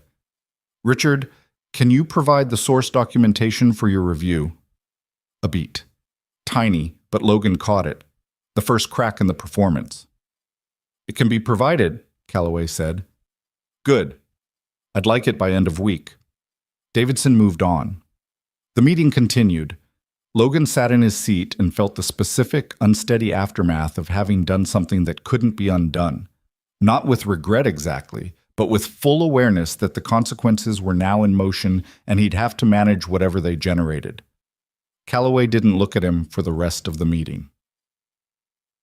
Odds. Logan called Victoria from the parking garage. She picked up on the second ring, which meant she'd been expecting the call, which meant one of her sources in the building had already reached her. "How bad?" she said. "Manageable." He got in his car. He presented falsified billing discrepancies to Davidson and the partners. "I challenged it in the meeting. Davidson is requiring him to source the documentation by Friday." Silence. "You challenged it," she said, directly. "In the meeting." "Yes." "Logan." She stopped. He could hear her processing the full weight of what that meant. "You didn't have to..." "I know. Your position at that company is fine. I was factual, and I have documentation." He paused. "I was careful. You put yourself between him and me." "I put the truth between him and a bad decision by your mutual business partners," he corrected. "That's different." "It's not that different." He didn't argue. "How are you?" "How am I?" A short, disbelieving breath. You just told me a senior executive at your firm fabricated financial misconduct against my company and then challenged him in front of his partners, and you're asking how I am? Yes. She stopped, started again. I'm angry. I'm angry in a way that I have to be careful about because if I let myself feel all of it right now, I'm going to do something that doesn't serve me. A pause. And another stop. Say it, Logan said. I don't know what to do with you, she said finally. Her voice was quieter now, the anger settling under something else. I've been figuring out how to not need anyone for a very long time, and then you just... She made a sound that wasn't quite a laugh. You make it very difficult to maintain that as a strategy.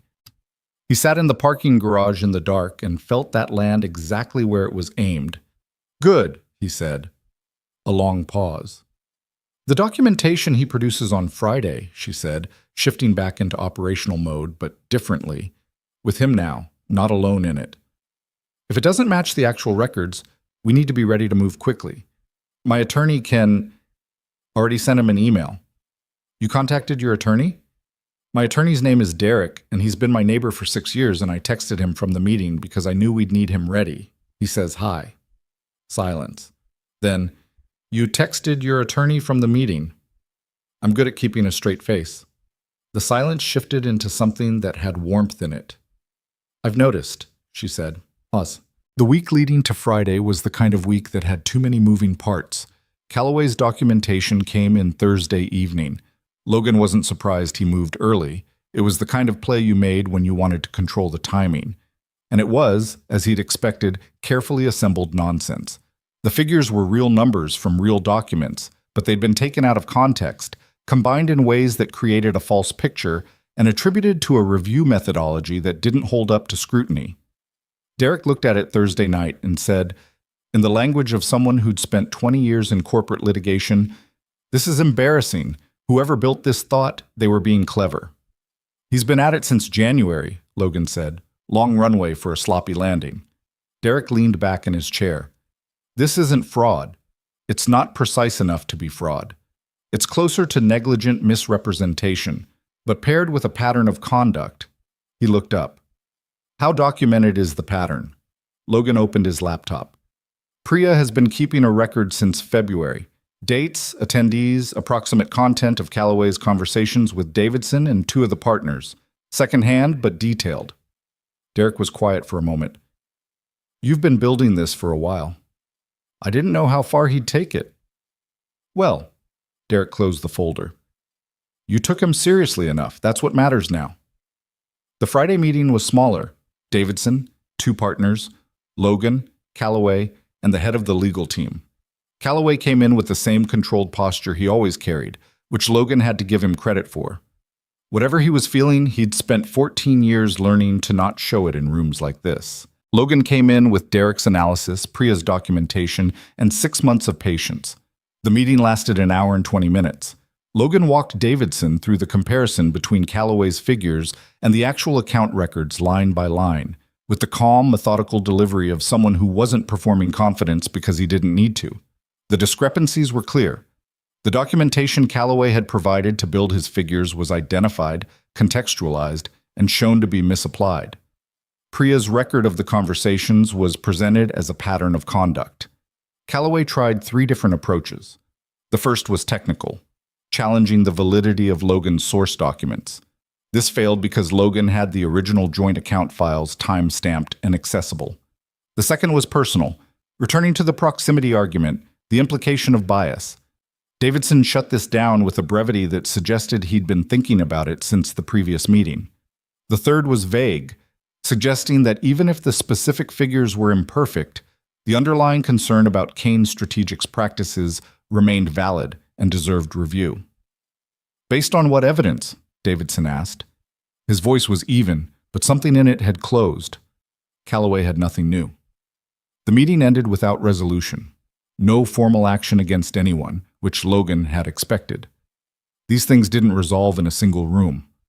But the dynamic had shifted, and everyone in the room knew it.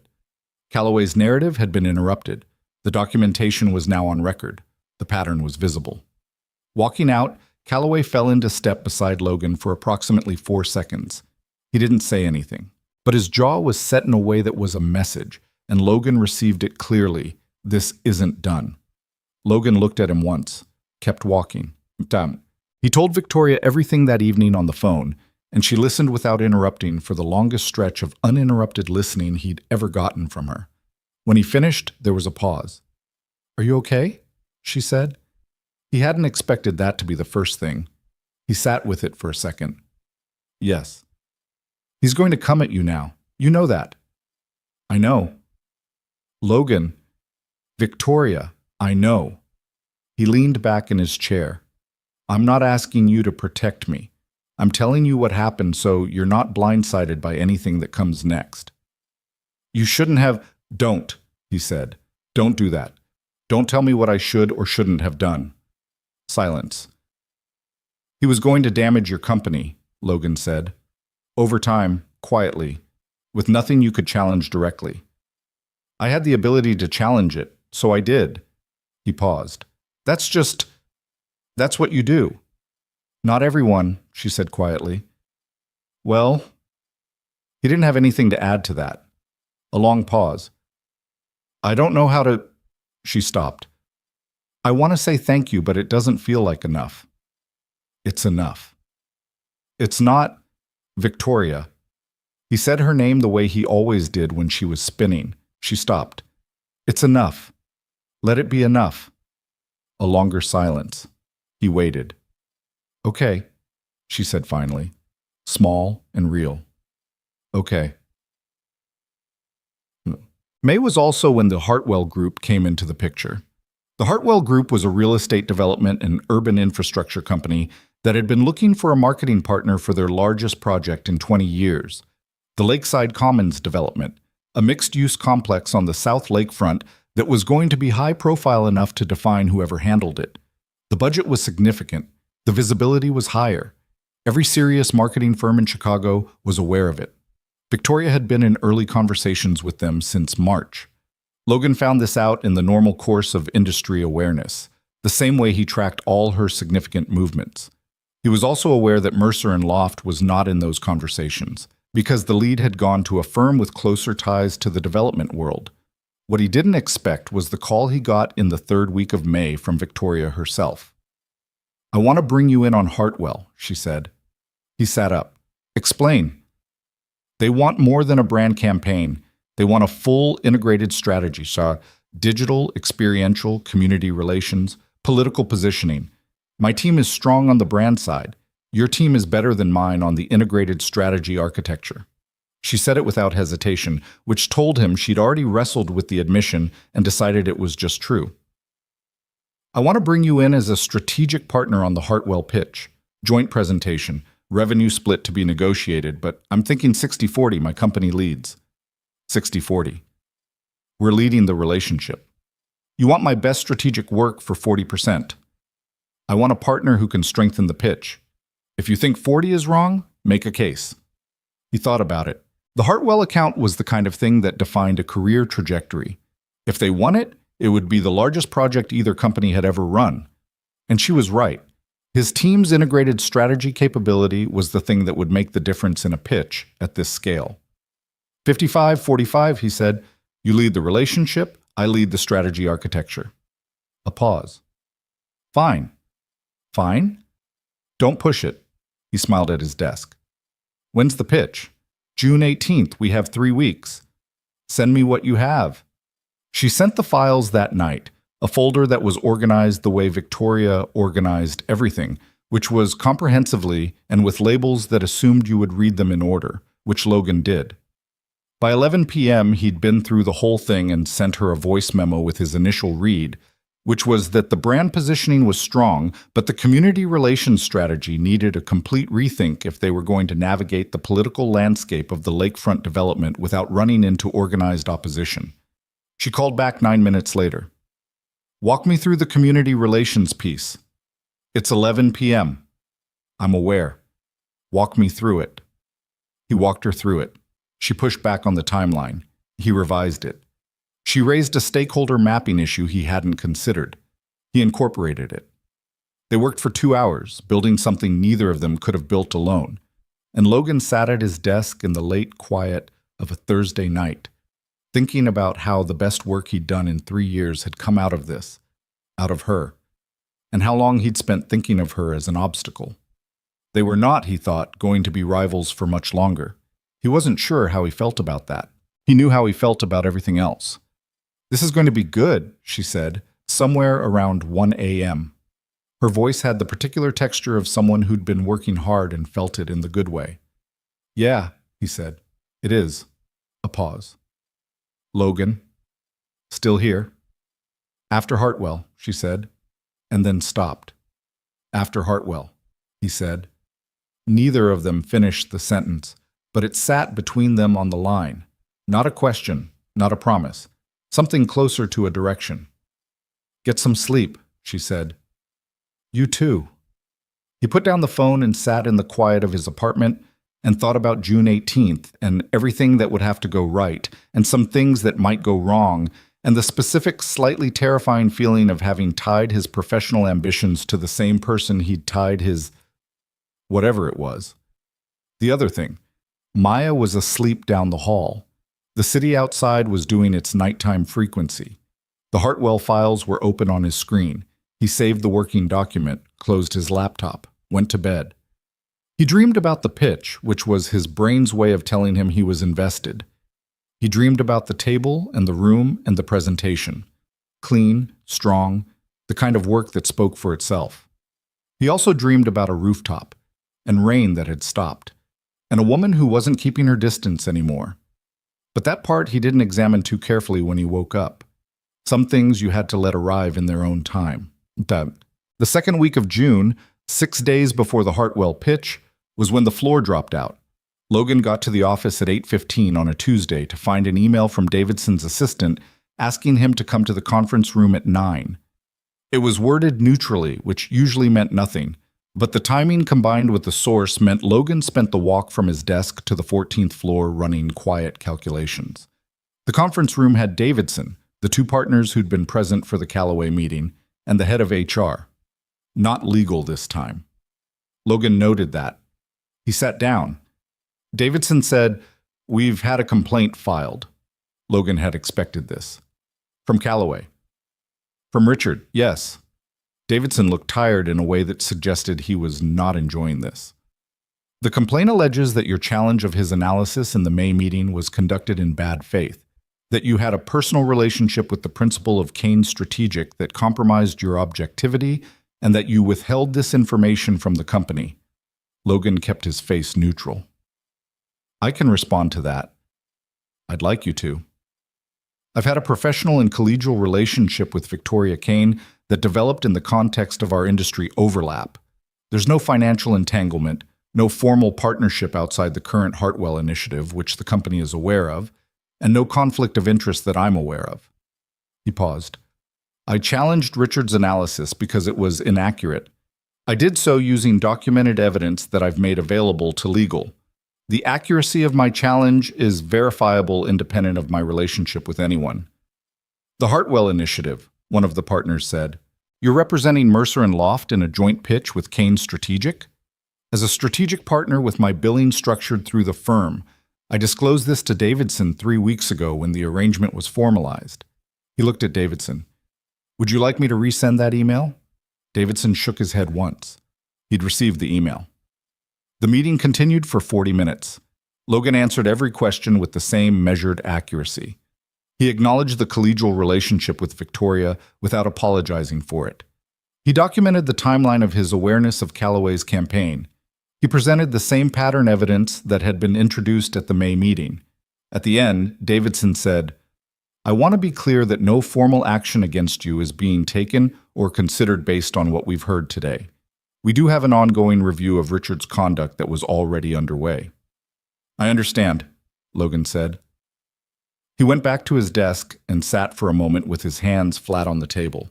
His pulse was elevated in the way it got when a close thing had just stopped being close. He texted Victoria.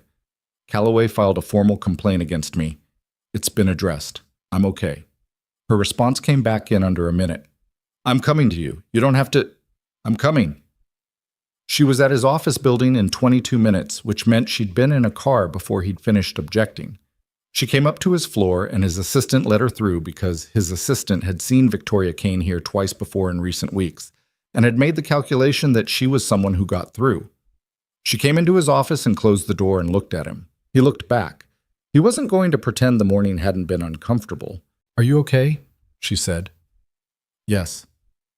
"Tell me exactly what happened," he told her. She listened with her arms crossed, which was her listening posture, and her jaw tight, which was her feeling posture, and when he finished, she was quiet for a long moment. "This is my fault," she said. "It isn't." "If you hadn't challenged him in May, I'd do it again," Logan said. "Victoria, I would do it again tomorrow." She looked at him. Her eyes were doing that complicated thing they did when she was feeling more than she intended to show. "You could lose your position here." "I could. I won't, based on this morning's meeting. But I could." "And you'd still—" "Yes." He said it flat and clear. "I would still do it. Can we please stop discussing whether I made the right call? Because I did, and we both know it." A long silence. She uncrossed her arms. "The pitch is in 6 days," she said. "I know. Callaway is going to try something before then. One more move." "Probably." He looked at her. "We're going to be ready." She held his gaze for a long moment. Then she walked across his office and sat in the chair across from his desk and pulled out her laptop and said, "Show me where we are on the community relations deck." He opened his laptop. They worked for 3 hours, side by side in his office, building the Hartwell pitch into something that could withstand whatever came at it. Outside his window, Chicago went about its business. The river glinting, the bridges, the particular sky of early June over a Midwestern city that was doing its best. They didn't talk about Callaway again. They didn't talk about the morning or the complaint or what it had cost him. They worked because that was what they had and what they were good at. And sometimes that was what you did with people you trusted. You showed up and you worked, and the care was in the showing up. At 4 o'clock, Victoria looked at the time and said she had to get to Ethan's. "Tell him I said hi," Logan said. "He'll want a full report on the pitch outcome." "Tell him I'll call." She packed up her laptop. At the door she paused, hand on the frame, and turned back. The light from the hallway put her in partial silhouette. "Logan?" she said. "Yeah." 6 days, she said. "We get through 6 days." He nodded. 6 days. She left. He sat in his office in the quiet of a late Tuesday afternoon and looked at the work on his screen, clean, strong, honest work, and thought about what came after 6 days and what that might look like and whether he was ready for the shape of it. He thought he probably was. He thought they probably were, both of them, even if neither of them would have predicted it on a rainy night in October when he'd crouched down beside a woman on a wet curb and offered her a handkerchief. The pitch was in 6 days. He closed his laptop and went home to Maya. The 6 days before the Hartwell pitch had the compressed, pressurized quality of time that knows it matters. Logan felt it the way you feel weather changing, not dramatic, just present, a shift in atmospheric pressure that registered somewhere below conscious thought and didn't leave. He and Victoria worked in a rhythm that had taken months to develop and now ran almost without friction, which he would have found remarkable if he'd had the bandwidth to be remarked. She'd send revised sections at 11 p.m., and he'd respond by 6 a.m. with notes that weren't corrections so much as extensions, building on what she'd put down, pushing it further. She'd call during her lunch break about the community relations deck, and they'd talk for 40 minutes and hang up with something better than either of them had started with. His team handled the digital architecture. Her team handled the brand narrative, and somewhere in the middle, in the shared space of what they'd built together, there was a pitch that was genuinely the best work Logan had produced in his career. He knew it. She knew it. They didn't say so out loud, the way superstitious people don't name the thing they want in case the naming of it brings something down. Callaway was quiet those 6 days. That was the thing Logan couldn't fully read, whether the quiet was retreat or preparation. After the HR meeting, after Davidson had made it clear that the Callaway review was ongoing and formal, the man had gone professionally still. He came to meetings, contributed exactly what was required, and gave nothing away. Logan watched him the way you watched a weather system that wasn't moving, aware that stillness in a storm wasn't safety, just a different kind of waiting. Priya thought he was going to cut his losses and start building toward a graceful exit. Derek thought he might try one more thing before the Hartwell pitch and then cut his losses. Logan didn't know. He'd stopped trying to predict and started trying to be ready for anything, which was the posture of someone who'd stopped spending energy on the outcome he couldn't control and was putting it into the work he could. Maya, operating as she always did with the blunt wisdom of someone who hadn't yet learned to complicate simple things, told him on the morning of June 17th, the night before the pitch, that he looked like he was waiting for something bad to happen. "I don't," he said. "You do. You've been like this all week." She poured her own orange juice, which she'd recently decided she was old enough to do herself and would not be convinced otherwise. Like when Mrs. Patterson said she might not be able to do Thursdays anymore. "That's different. You make the same face." He looked at her. She looked back with the absolute certainty of a 7-year-old who knows she's right. "I have a big presentation tomorrow," he said. "With the croissant lady?" "With Victoria, yes." Maya considered this while drinking her juice. "You'll be fine," she said. "You're good at presentations." "Thank you."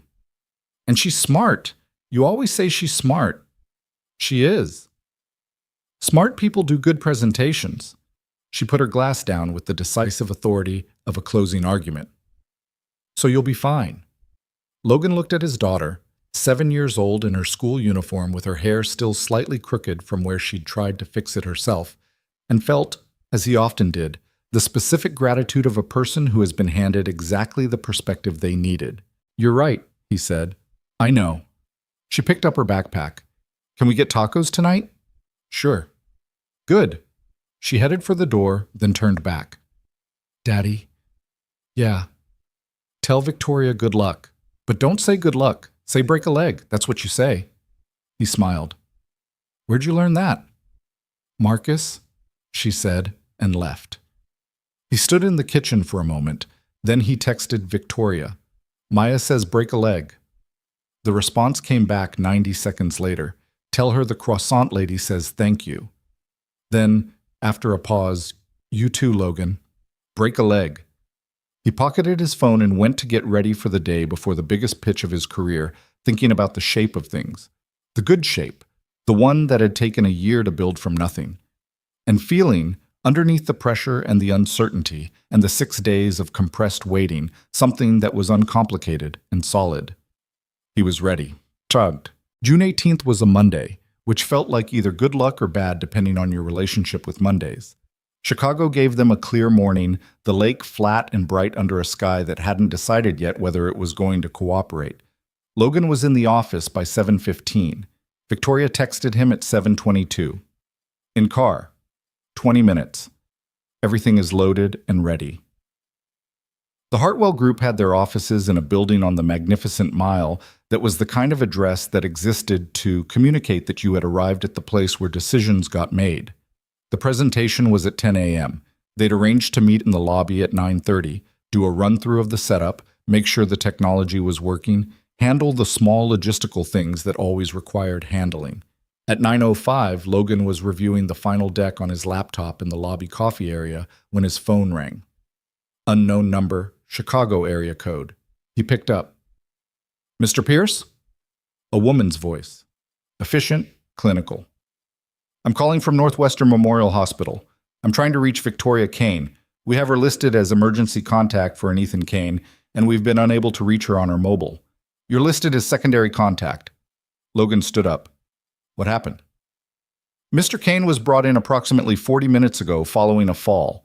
He's conscious and stable, but he's sustained a shoulder injury and possible concussion. We need a family member." "I understand. I'll reach her immediately." He hung up, looked at the time. 9:07. The pitch was in 53 minutes. Victoria was 20 minutes away, which meant she'd be here in 13, which meant she had exactly 40 minutes to walk into the Hartwell Group's conference room and deliver the most important presentation of her professional career. Or, he called her. She picked up on the first ring. "I'm literally pulling up." "Ethan's at Northwestern Memorial," Logan said. He kept his voice even. He fell. He's conscious and stable. They can't reach you. Your mobile probably didn't show the call. Silence. Not a thinking silence. A different kind entirely.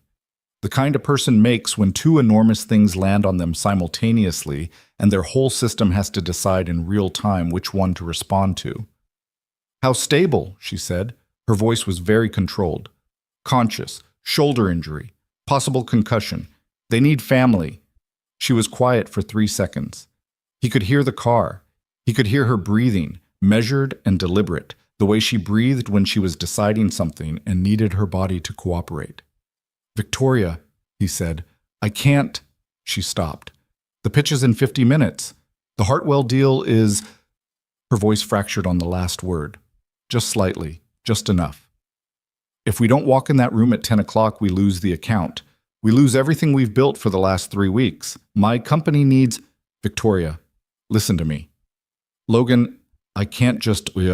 Listen, he said again, the same way he'd said her name in the kitchen those months ago when she was spinning and she went quiet. Tell your driver to take you to Northwestern, right now. Don't think about it. The pitch. I'll do it. Silence. You can't... She stopped again.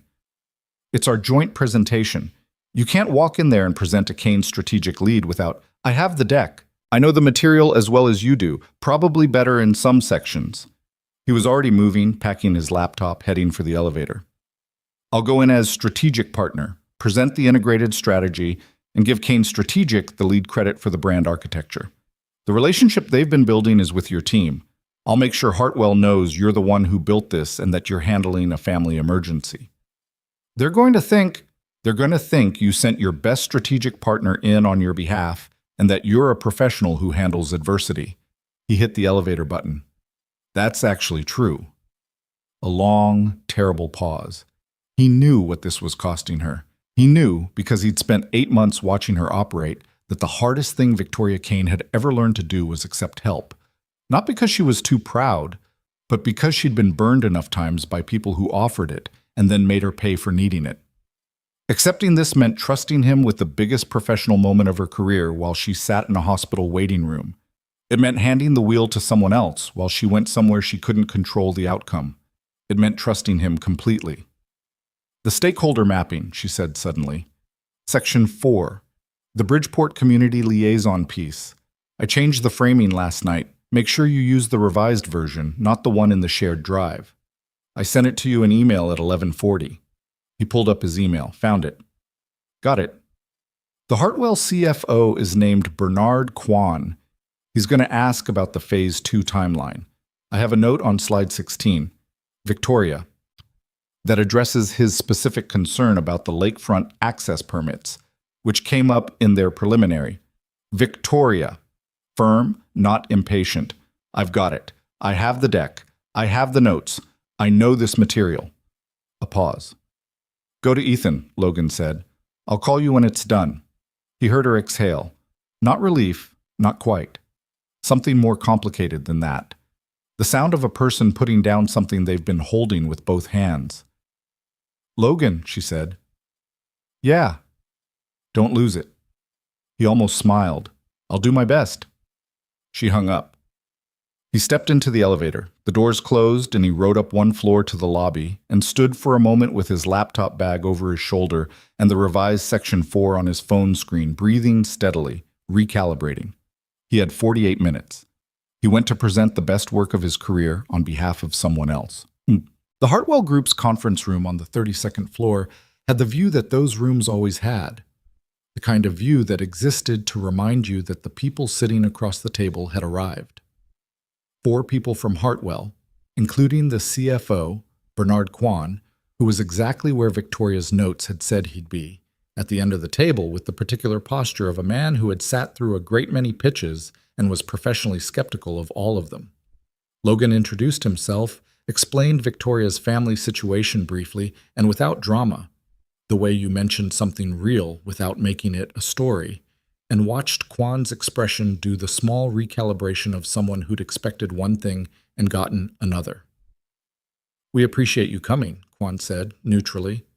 Victoria Kane built this strategy, Logan said. I'm here because she asked me to be. Everything you're about to see represents the work her team and mine developed together. I'll answer every question, but the architecture you're going to find most compelling is hers. He said it because it was true, and because sometimes the most effective thing in a room full of people measuring you was to put your ego down visibly. It was a signal about the quality of the partnership, about the kind of professional relationship Hartwell would be buying into. Kwon looked at him for a moment, made a small nod. Logan opened the deck.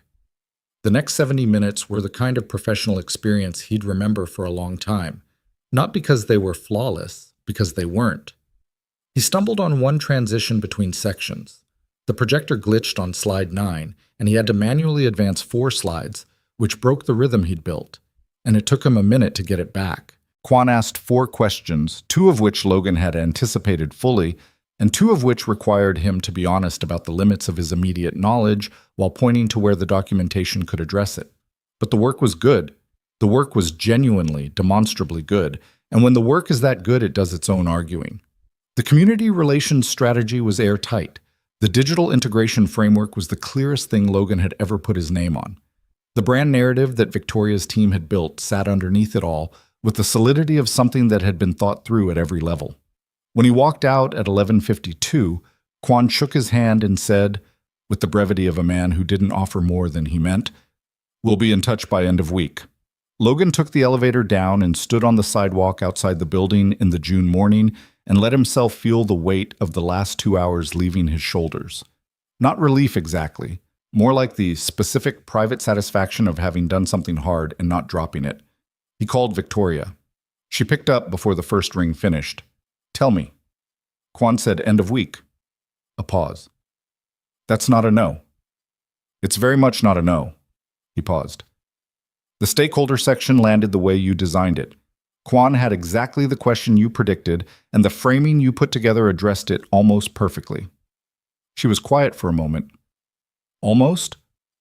"I improvised slightly on the Phase 2 timeline. I'll send you my notes on what I said in case they come back to it." "Improvised how?" "Nothing that contradicts the documentation. He paused. "I read the room, and Kwon wanted more specificity than what we had written. So I gave him the more conservative timeline projection with a detailed explanation of the contingencies." "That's actually better than what I had written." "I know. I'll send you the notes." Silence. "Logan," she said, and her voice had a quality he hadn't heard before. Not the professional mode, not the processing mode, not even the carefully honest mode she reserved for the things that cost her. This was something underneath all of those, raw and unguarded in the way of someone who is past the point of managing what they're feeling. "How's Ethan?" he said. "He's okay." Her voice had a careful steadiness to it. He fell trying to reach something on a high shelf in his room. His shoulder is separated. They're going to have to fix it surgically. It's not terrible. They've seen it before with... She stopped. He kept apologizing. The whole time I was in there with him, he kept apologizing for the timing, and I kept telling him to stop, and he kept doing it anyway, because that's what he does. She stopped again. Logan waited. "He told me," she said, "that you called the hospital back before you went into the pitch, to make sure they had everything they needed to keep him comfortable until I got there." Logan hadn't thought she'd find that out. "Derek's neighbor is a physician there. I called him." "You called your attorney's neighbor." Takes 30 seconds. Another silence, the kind that had a lot in it. "I've been sitting here for 2 hours, Victoria said, "in a hospital waiting room, and I couldn't..." She took a breath. "I couldn't stop thinking about you in that room. Whether you were okay, whether the technology was cooperating, whether Kwon was being difficult." A pause. "I've never had someone to think about that way before. Someone who was out there doing something on my behalf that I had to just..." She stopped. "I know," he said quietly. "I don't know how to do this," she said, and she meant all of it. Not just the pitch, not just today. The whole thing, the shape of it, the territory they'd been carefully not naming for months. "You're doing it," he said. "You're already doing it." A long quiet. "Come to the hospital," she said. He was already walking toward the parking garage. "I'm on my way." "Titset." The waiting area at Northwestern Memorial was beige and functional in the way of all hospital waiting areas, committed to neutrality in a way that stopped just short of comfort. Victoria was in a chair by the window when Logan got there. Not the window wall kind, just a regular hospital window looking out at a rooftop ventilation system. She was in the clothes she'd put on for the pitch. The blazer was folded over the chair beside her, and she'd pushed her sleeves up and her hair was down, which she never let it be during the day. She looked at him when he walked in. He looked back. He sat in the chair across from her. "Shoulder surgery is scheduled for Thursday," she said. "He's upstairs now. They're going to let me see him in about an hour." "Okay?" "He's annoyed about missing his Thursday therapy session." "Yeah, that tracks." She almost smiled. Almost. "He said to tell you he's going to need a status report on the pitch, and that, quote, you'd better have nailed it." "Tell him it went well." "I'll tell him." She looked at her hands, then back at him. "Logan, what you did today, you would have done the same." "That's not—" She shook her head. "Let me say it." He waited. "Nobody has ever—" She stopped. Tried again, because Victoria Kane was not someone who said important things badly if she could help it. "I have been handling everything by myself for a very long time. Not because I wanted to. Because I didn't know how to not do it. Because every time I let someone close enough to help, it cost me something, and I decided at some point that the cost wasn't worth it." She looked at him steadily. "You made it not cost me anything. Every time, for a year. You just—" She shook her head again. "You kept showing up and not making me pay for it." "You don't have to pay for people showing up," Logan said. "That's just showing up." "I know that now." Her voice was quiet. "I didn't always." He leaned forward with his elbows on his knees and looked at her, really looked at her, in the flat hospital light, without the industry armor or the operational distance or any of the careful structures they'd both been maintaining around this thing for a year.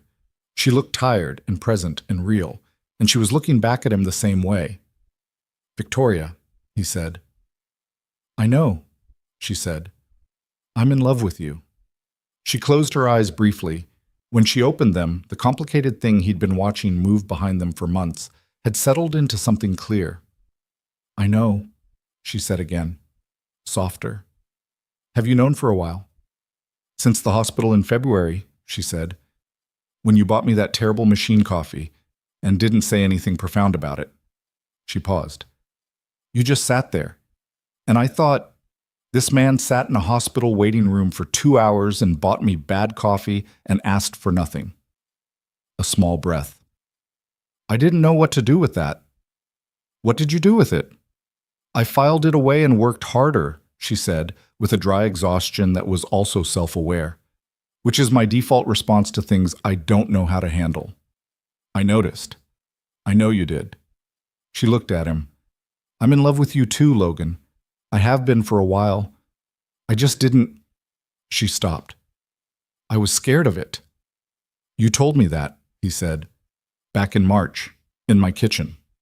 "I know, you said you were too." "I was." "Are you still?" she asked. He thought about it honestly, the way he always tried to. About the year they'd built between them. Out of a rainy night and a handkerchief and bad machine coffee and late phone calls and Ethan's timing and Maya's croissant opinions and a presentation he'd just given on behalf of someone he loved. About the terrifying, specific feeling of caring about an outcome you couldn't fully control. "Yeah," he said. "Some, but not in a way that changes anything." She nodded slowly, then she reached across the space between their chairs and put her hand over his. Not tentative, deliberate, the way Victoria did everything that mattered. He turned his hand over and held hers. They sat in the beige hospital waiting room with the view of the ventilation system and didn't say anything for a while, and it was the most uncomplicated Logan had felt in longer than he could remember. Not because everything was resolved, it wasn't, not by a significant margin. Ethan was upstairs waiting for surgery. Calloway's review was unfinished. The Hartwell decision wasn't in yet. Nothing was clean or certain. But her hand was in his, and she'd said the thing out loud, and so had he. And those two facts sat in the room between them with the solid, quiet weight of real things finally being real. Ethan's surgery on Thursday went the way shoulder surgeries went when the facility was good and the patient was 31 and otherwise healthy, which was to say, it went fine in the clinical sense while still being the particular misery of someone you loved being wheeled into an OR and wheeled back out, looking smaller than they usually did. Victoria sat with her mother during the surgery, which added its own layer of difficulty. Their mother was having a not good day, didn't fully understand where they were or why, needed gentle, repeated explanation that wore on Victoria in ways she mostly absorbed without showing. Logan picked Maya up from school that afternoon and brought her to the hospital because Maya had asked, with the directness of a child who has not yet learned to overthink care, whether she could come and bring something. What she brought was a card she'd made herself, construction paper, crayon, a drawing of what was apparently a very muscular arm with the caption, "You got this," in capital letters, and an asterisk that led to a footnote at the bottom that said, "This is about your shoulder." Ethan, post-surgery and slightly fuzzy from the anesthesia, looked at the card for a long moment and then said, with perfect deadpan through the fog, "The asterisk is what makes it art." Maya looked at Logan. "I like him," she said. "Everyone does," Logan said. Victoria was watching from the corner of the room, watching all of them, this small, strange, assembled configuration of people who had come together through a rainy night and a long year and 100 small acts of showing up. She had the expression of someone seeing something they hadn't let themselves want for a long time, now sitting right in front of them in a hospital room under fluorescent lights, imperfect and awkward and completely real. Ethan caught her expression from his bed. He looked at Logan, then back at his sister. He said nothing, because timing was everything, and this wasn't the moment. But he smiled, the real one, not the performance one, and Logan saw it and understood it. End of week came on Friday. Logan was in his office at 4:15 when his phone rang. Victoria, which wasn't the call he'd been waiting for, but close. "Quan called," she said, 5 minutes ago. Logan stopped moving. "And?" "We got it," he exhaled. "Victoria, Lakeside Commons, full contract, brand strategy and integrated campaign, 12-month initial engagement with a renewal option." Her voice had the particular quality of someone who has been working toward something for a long time and is now standing at the place they were working toward and still hasn't fully absorbed it. "We got it, Logan. You built it," he said. "You built the whole thing." "We built it." He let that sit. "Okay. We built it." A pause. He could hear her breathing change, not the controlled operational breathing, the other kind. "I need to call Ethan," she said, "and I need to—" She stopped. "I think I might be about to cry, which is inconvenient because I'm at the office." "Go to the bathroom," he said. "I'm the CEO." CEOs use bathrooms. A short sound that was half laugh, half genuine emotional overwhelm. "I hate this." "No, you don't." "I really don't," she said quietly. Then, "Thank you. For the pitch. For everything that led to the pitch. For, She stopped. "I'm going to go cry in the bathroom of my own company. Call me after Ethan." "I will." A pause. "Logan." "Yeah. This is the first time in a long time that something good happened, and my first instinct was to call you." She said it simply, like a fact she'd just identified. "I didn't have to think about it. I just called." He sat in his office and let that be as big as it was. "Same," he said. She hung up. He sat for a moment, then called Davidson. He spent the next 30 minutes handling the professional architecture of the Hartwell win. Notifications, documentation, the internal structure of how the joint contract would be managed. Davidson was more than satisfied, and whatever lingering awkwardness had existed since the Callaway situation was substantially dissolved by the arrival of a significant new account. He didn't think about Callaway. Callaway was Davidson's problem now, and Derek's problem, and the formal review's problem. Logan had done what he could do, and the rest was in motion. He let it be in motion. He texted Maya's after-school caregiver to let her know he'd be home by 6. He packed his laptop. He stood at his office window for a minute, looking at the river and the bridges and the city doing its early evening settling, the light going amber over the water. He He thought about the year, thought about a rainy October night and a handkerchief and a woman who'd looked at him like she was trying to figure out what species he was. Thought about late calls in hospital waiting rooms and a 7-year-old's construction paper card with an asterisk. Thought about standing in a conference room on the 32nd floor and presenting someone else's vision with everything he had, and the fact that it hadn't felt like sacrifice. It had felt like something he'd chosen freely, which was different, which was the whole difference. He was happy. Not the uncomplicated version that movies suggested was available to people who got things right. The actual version, complicated by everything it had cost and everything it was still going to require, and the specific ongoing work of loving someone who was also figuring it out, alongside a kid who needed him present, and a career that was demanding, and a city that didn't care about any of it. The real version. Which was, he'd decided somewhere along the way, the only version worth having. He went home to Maya. The following week, when Ethan was home from the hospital and set up in his apartment with post-surgical care arranged and a new grudge against high shelves, Victoria came over for dinner again. Not because there was an occasion or a reason, because she came now, the way people come when they have a place where they're comfortable. Maya had claimed her as a presence without making a formal announcement about it, in the way children established facts through behavior rather than declaration. Dinner this time was tacos, which Maya had been angling for since June 17th. The three of them sat at the kitchen table, and Maya distributed taco shells with the seriousness of a woman who understood that distribution affected outcomes. And they ate, and the conversation moved the way it moved when people knew each other, without effort, without performance. Wandering from Ethan's shoulder to a school project, to whether Chicago-style pizza was technically pizza or something else entirely, a debate which Maya entered with the force of someone who had opinions she'd been waiting to deploy. "It's pizza," Maya said. "Architecturally, it's more of a casserole," Victoria said. Maya stared at her. "A casserole. The structure, it has cheese on it. Casseroles have cheese on them." "It's pizza," Maya said, with the finality of a judge. She pointed her taco at Logan. "Tell her." "It's a very good question," Logan said carefully. Both of them looked at him with identical expressions of mild disappointment. He held up his hands. "I'm staying out of it." "Coward?" Victoria said pleasantly. "Daddy's a coward," Maya agreed, and bit into her taco. Logan sat in his kitchen with these two people, his daughter and the woman he loved, and the completely ordinary chaos of a Tuesday dinner, and felt the shape of things so clearly it was almost physical.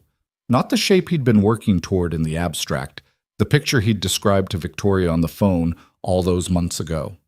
The actual shape, imperfect and specific and real. Taco shells, and a Chicago pizza debate, and a 7-year-old deploying her opinions like precision instruments. After dinner, while Maya did homework, Victoria sat on the kitchen counter, which she'd started doing sometime in the last month, just perching there while he cleaned up, talking or not talking, present in the easy way of someone who had stopped performing and started just being. And she was looking at her phone, scrolling through something work-related that she'd put down 3 times already and kept coming back to. "Put it down," he said. "I just need to—" "Victoria." She looked up. He was at the sink, hands wet, looking at her. She looked back. Then she put the phone down on the counter and left it there. "Thank you," he said. "You're bossy," she said. "You like it." A pause. Marginally. But she was almost smiling, and he could see it. He finished the dishes. She stayed on the counter. From the table, Maya was explaining something about her homework to herself in a running, quiet commentary that had become the background sound of evenings in this apartment. "Hey," Victoria said. He looked up. "I called my mother today," she said, carefully. "She was having a good day." "Yeah?" "She knew me. We talked for 20 minutes. She looked at her phone, then away. She asked if I was happy. He waited. "I told her yes," Victoria said. She paused. "I didn't have to think about it, which is—" She shook her head slightly. "That's new. I've been saying I'm fine for so long that actually answering that question honestly felt strange." "What did she say?" Victoria was quiet for a moment. "She said she could tell. She said my voice sounded different. A pause. Then she told me Ethan had called her and told her about you, and she wanted to know when she was going to meet you. Logan looked at her. What did you tell her? I told her soon. She met his eyes. If that's okay. That's more than okay, he said. She nodded, looked at her hands. He could see something moving through her, not the complicated processing kind of movement, something simpler, like a person getting used to good news, which took its own time and had its own rhythm. Logan, she said. Yeah. I want to stop being scared of it. You're already mostly not scared of it, he said. You've been building the whole time. I know, but I want to... She looked for the words. I want to stop having the scared part at all. I want it to be just... She gestured vaguely. At the kitchen, at the space. This. It takes time, he said. It took me time. It doesn't come all at once. Does it stop? The scared part? He thought about it honestly. Mostly, it doesn't go all the way away, but it gets quieter. And eventually the other thing is louder than it. She sat with that. What's the other thing? She asked. He looked at her on his kitchen counter, sleeves rolled up, phone face down, work put away, present in the easy, real way she was getting better at being, and thought about how to say it correctly. Certainty, he said, that this is the right place to be. She was quiet for a long moment. The refrigerator hummed. From the table, Maya muttered something about fractions. The city outside did its evening frequency. Yeah, Victoria said finally, quietly. Okay. She picked up her glass of water. He went back to the last of the dishes. And it wasn't cinematic or resolved or particularly remarkable from the outside. Just a Tuesday night in a Chicago apartment, 2 people in a kitchen, a kid doing math homework at the table. But it was the right shape, the one he'd described and the one she'd said she didn't know how to build. They were both standing in it now, a little uncertain, a little unfinished, figuring it out as they went. Which was, he'd come to understand, how the good things actually worked. The Callaway investigation concluded on a Thursday in late July, which was the kind of day Chicago did well. Humid and bright, the city radiating heat off the pavement in visible waves, the lake somewhere to the east offering the theoretical promise of a breeze that hadn't arrived yet. Logan found out from Davidson, who called him into the 14th floor conference room at 2 in the afternoon with the particular quietness of a man delivering a verdict he'd spent time on. The room was just the 2 of them this time. No partners, no legal, no HR. Davidson sat across from him with a folder he didn't open and looked at Logan with the expression of someone who had reached a conclusion they wished had been unnecessary. Richard Callaway has resigned, Davidson said, effective immediately. Logan didn't say anything. The investigation found a pattern of conduct that included the fabrication of financial data, a sustained campaign of reputational undermining against a business partner, and the filing of a retaliatory complaint against a colleague in response to being challenged. Davidson paused. Legal is reviewing whether there's civil exposure. That's not our department. Okay, Logan said. I also want to acknowledge, Davidson said more carefully, that you identified this situation early, handled it with more restraint than I would have expected from most people in your position, and brought it to resolution in a way that protected the company's interests and yours. He paused again. And hers. Logan looked at him. She's a legitimate business partner. I know that now. Davidson held his gaze. I should have looked more carefully earlier. That's on me. It was the closest thing to an apology Davidson had probably offered anyone in his professional life, and Logan received it the way it was meant, as a real thing, from a man who didn't make gestures he didn't mean. The Hartwell account, Davidson said, shifting. I'd like to talk about the structure going forward. The joint arrangement with Kane Strategic is working, Logan said. Well, I'm aware. I'd like it to continue formally, with appropriate documentation and a clear framework. He opened the folder for the first time. I've had legal draft a partnership framework. I'd like you to review it and pass it to Kane Strategic's counsel. Logan took the folder, looked at the first page. It was fair. More than fair, actually. The revenue split was equitable. The credit attribution was explicit. The framework gave both companies operational independence while formalizing the collaboration. It was the kind of document that protected everyone involved, which was the kind of document Logan had stopped expecting from rooms like this one. "I'll get it to her today," he said. Davidson nodded. The meeting was over in 9 minutes total, which was approximately the right length for a meeting that had been 9 months in the making. Walking back to his office, Logan thought about the specific texture of having something resolved. Not the triumphant version from stories where resolution felt like a door slamming definitively, more like the real version, a weight that had been present for so long you'd stopped noticing the exact shape of it, now absent, and the absence was mostly what you noticed, the space where the weight had been. He texted Victoria. Calloway resigned. Investigation concluded. Davidson sent a partnership framework. "I'm forwarding it to you now." 3 dots appeared. Then, "Are you okay?" He smiled at his phone. 6 months ago, she would have asked about the legal implications first. Now she asked if he was okay. He thought that was probably the most accurate measure of everything that had changed. "Yes," he typed. "You?" Her response? "Better than I've been in a while. Come to dinner tonight. Ethan wants to celebrate." He pocketed his phone and went back to his desk and worked through the afternoon with a focus that felt different from the compressed, pressurized focus of the last several months. Cleaner, like a window that had been wiped. Ethan's apartment was on the north side, a ground floor unit with a wide doorway and a layout that worked, and he'd made it his own in the way of someone who had decided that his environment was going to reflect his actual personality rather than an accommodation. Bookshelves everywhere, a ridiculous amount of them, organized in a system that made sense only to Ethan. A sound system that cost more than Logan's monthly car payment. Artwork on the walls that was genuinely good.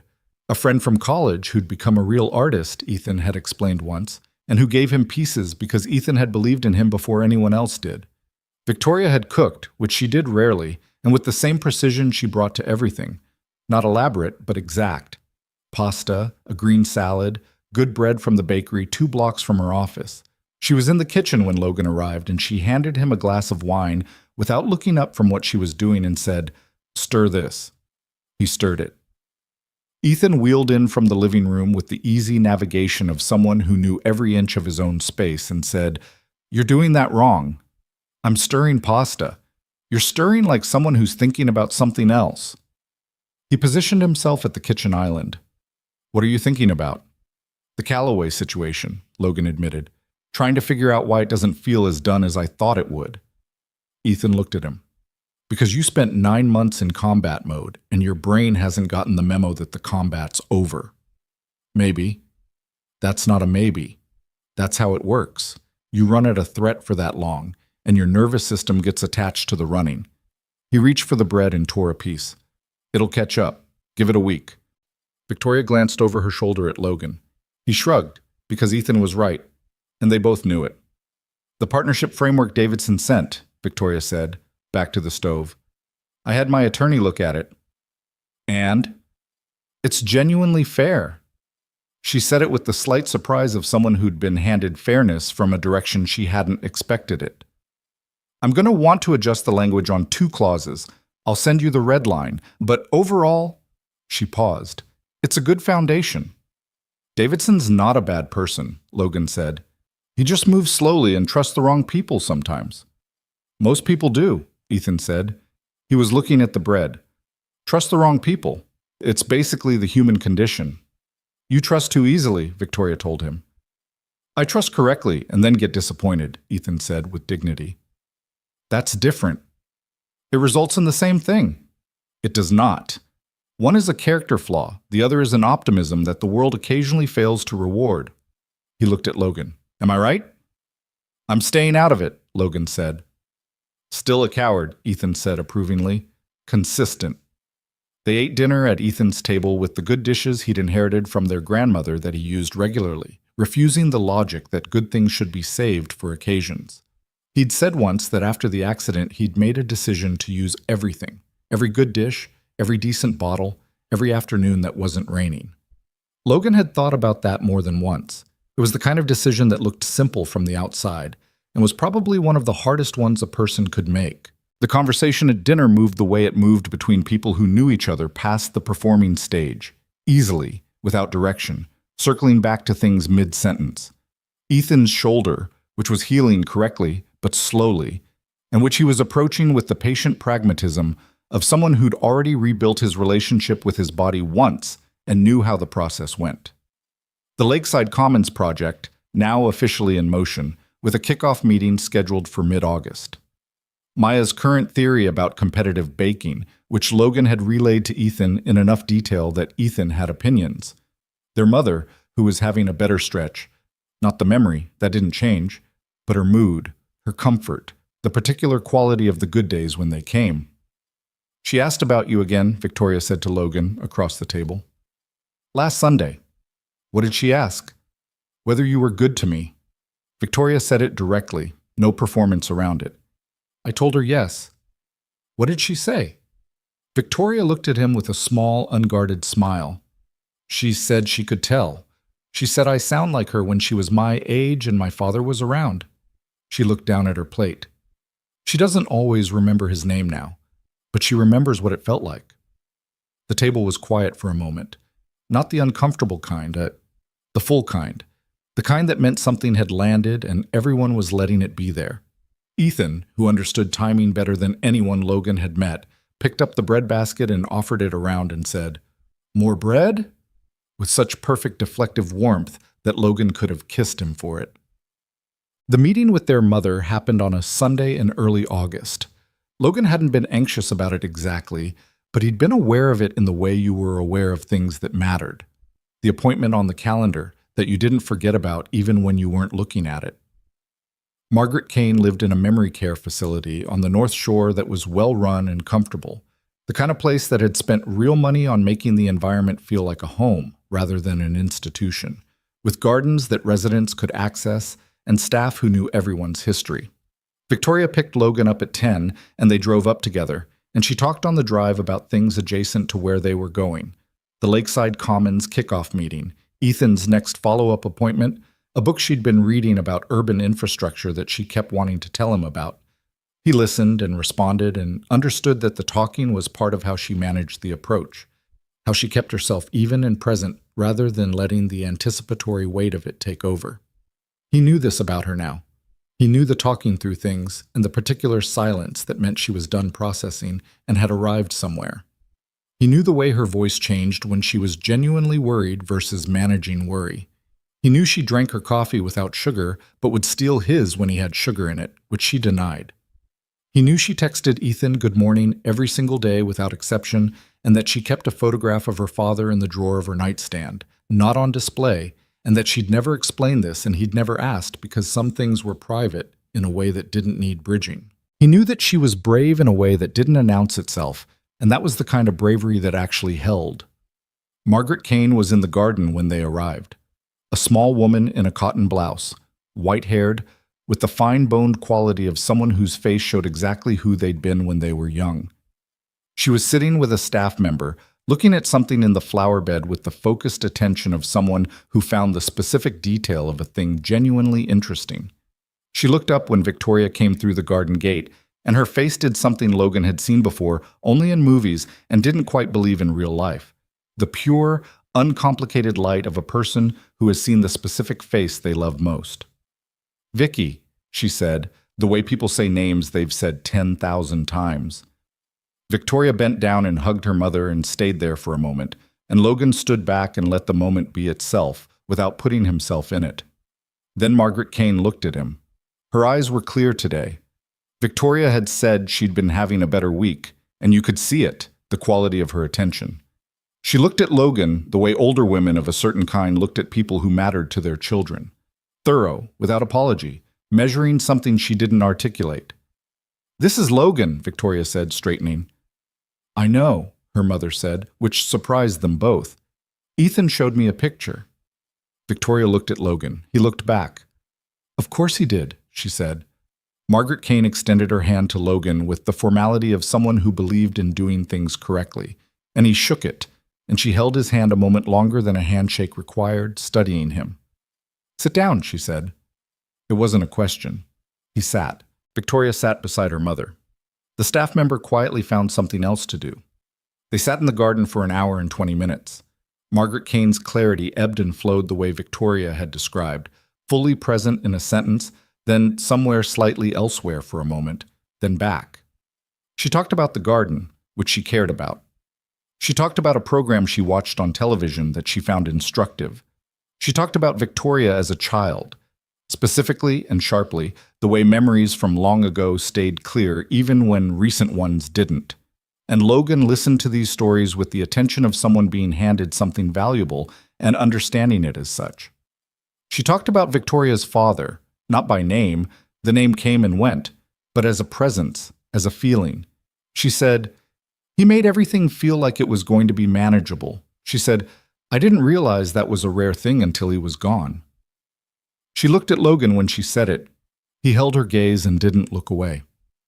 Before they left, Margaret Kane took Victoria's hand and held it, and said something to her quietly that Logan didn't hear. And Victoria's face did the thing it did when something moved through her that she was holding carefully. The contained quality, the deliberate stillness of someone keeping themselves together. She pressed her mother's hand and said something back that Logan also didn't hear. In the car driving home, Victoria was quiet for a long time. He drove without pushing it. "She told me," Victoria said eventually, looking out the window, "that I looked like someone who had put something down." A pause. "A burden. She said I'd been carrying something heavy for a long time and she could see I'd put it down." He glanced at her. She was still looking at the window. "She's right," Victoria said. I have put some of it down." Her voice was careful and real. "I don't know if I realized how much of it I was carrying until someone helped me carry it." Logan kept his eyes on the road. "You did most of it yourself." "I know I did. But there's a difference between doing things alone because you have to and doing things alone because you believe it's the only way." She turned to look at him. "I believed it was the only way for a long time." "And now?" She looked at him for a moment. "Now I know it isn't." She turned back to the window. "That's not a small thing to learn." "No," he said, "it isn't." They drove back to the city with the late summer afternoon going gold around them, and Logan thought about what it meant to put something down. Not to abandon it, not to decide it didn't matter, but to shift the weight so that both hands were free. He thought about what it had cost her to learn that, and how long it had taken, and how quietly the learning had happened, incremental and real, over dinners and phone calls and hospital waiting rooms, and a year of two people refusing to let each other be alone in the things that were hard. He thought, this is what love actually looks like when it isn't performing, when it's just two people, imperfect and carrying things, figuring out how to carry them together. August moved into September the way the end of summer always did in Chicago, reluctantly, with a few last hot days that felt like the city was holding its breath before giving in. The Lakeside Commons kickoff went well, which was the mild professional language for a meeting that was, by any real measure, the beginning of something significant. Both teams were sharp. The Hartwell Group's people were engaged and communicative in the way of clients who had bought in rather than clients who were watching critically. The work that Logan and Victoria had built together over 3 weeks in May held up under the scrutiny of a room full of people who were paid to find problems. Afterward, in the parking structure outside the Hartwell building, Victoria looked at Logan and said, "We're going to do good work on this." "We are," he agreed. "I mean genuinely good work, the kind that means something beyond the contract." He understood what she meant. The Lakeside Commons development touched communities that had complicated relationships with development. The history of lakefront projects in Chicago was layered with decisions that had served some people well and others not at all. The community relations strategy they'd built was designed to actually engage rather than perform engagement, which was harder and slower and more honest. It was the kind of work that had required both of them arguing for it in rooms where it would have been easier to take a more expedient approach. "I know," he said. "That's why we fought for the Bridgeport section the way we did." She nodded. Then, unexpectedly, "Thank you for pushing back on my initial framing. In April, when I had the community engagement scoped too narrowly." He looked at her. "You're thanking me for an argument we had 4 months ago." "I'm thanking you for being right when I was wrong," she said, with the directness she'd gotten better at, which I wasn't very graceful about at the time. "You were pretty graceful. I told you that your framing was overly idealistic and would cost us timeline.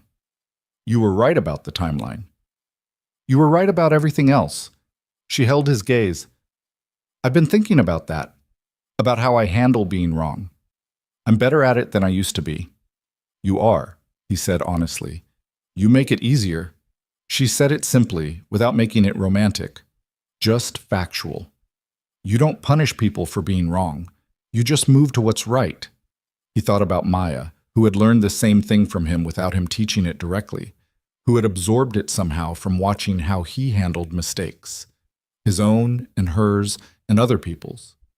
He thought about his father, who had been the same way, who had operated on the principle that the point of identifying an error was to correct it, not to establish whose fault it was. My dad was like that, he said. He didn't see much use in blame. Smart man. He was. Logan paused. He would have liked you. Victoria was quiet for a moment. Would he have? He liked people who meant what they said. He had very little patience for performance. He looked at her.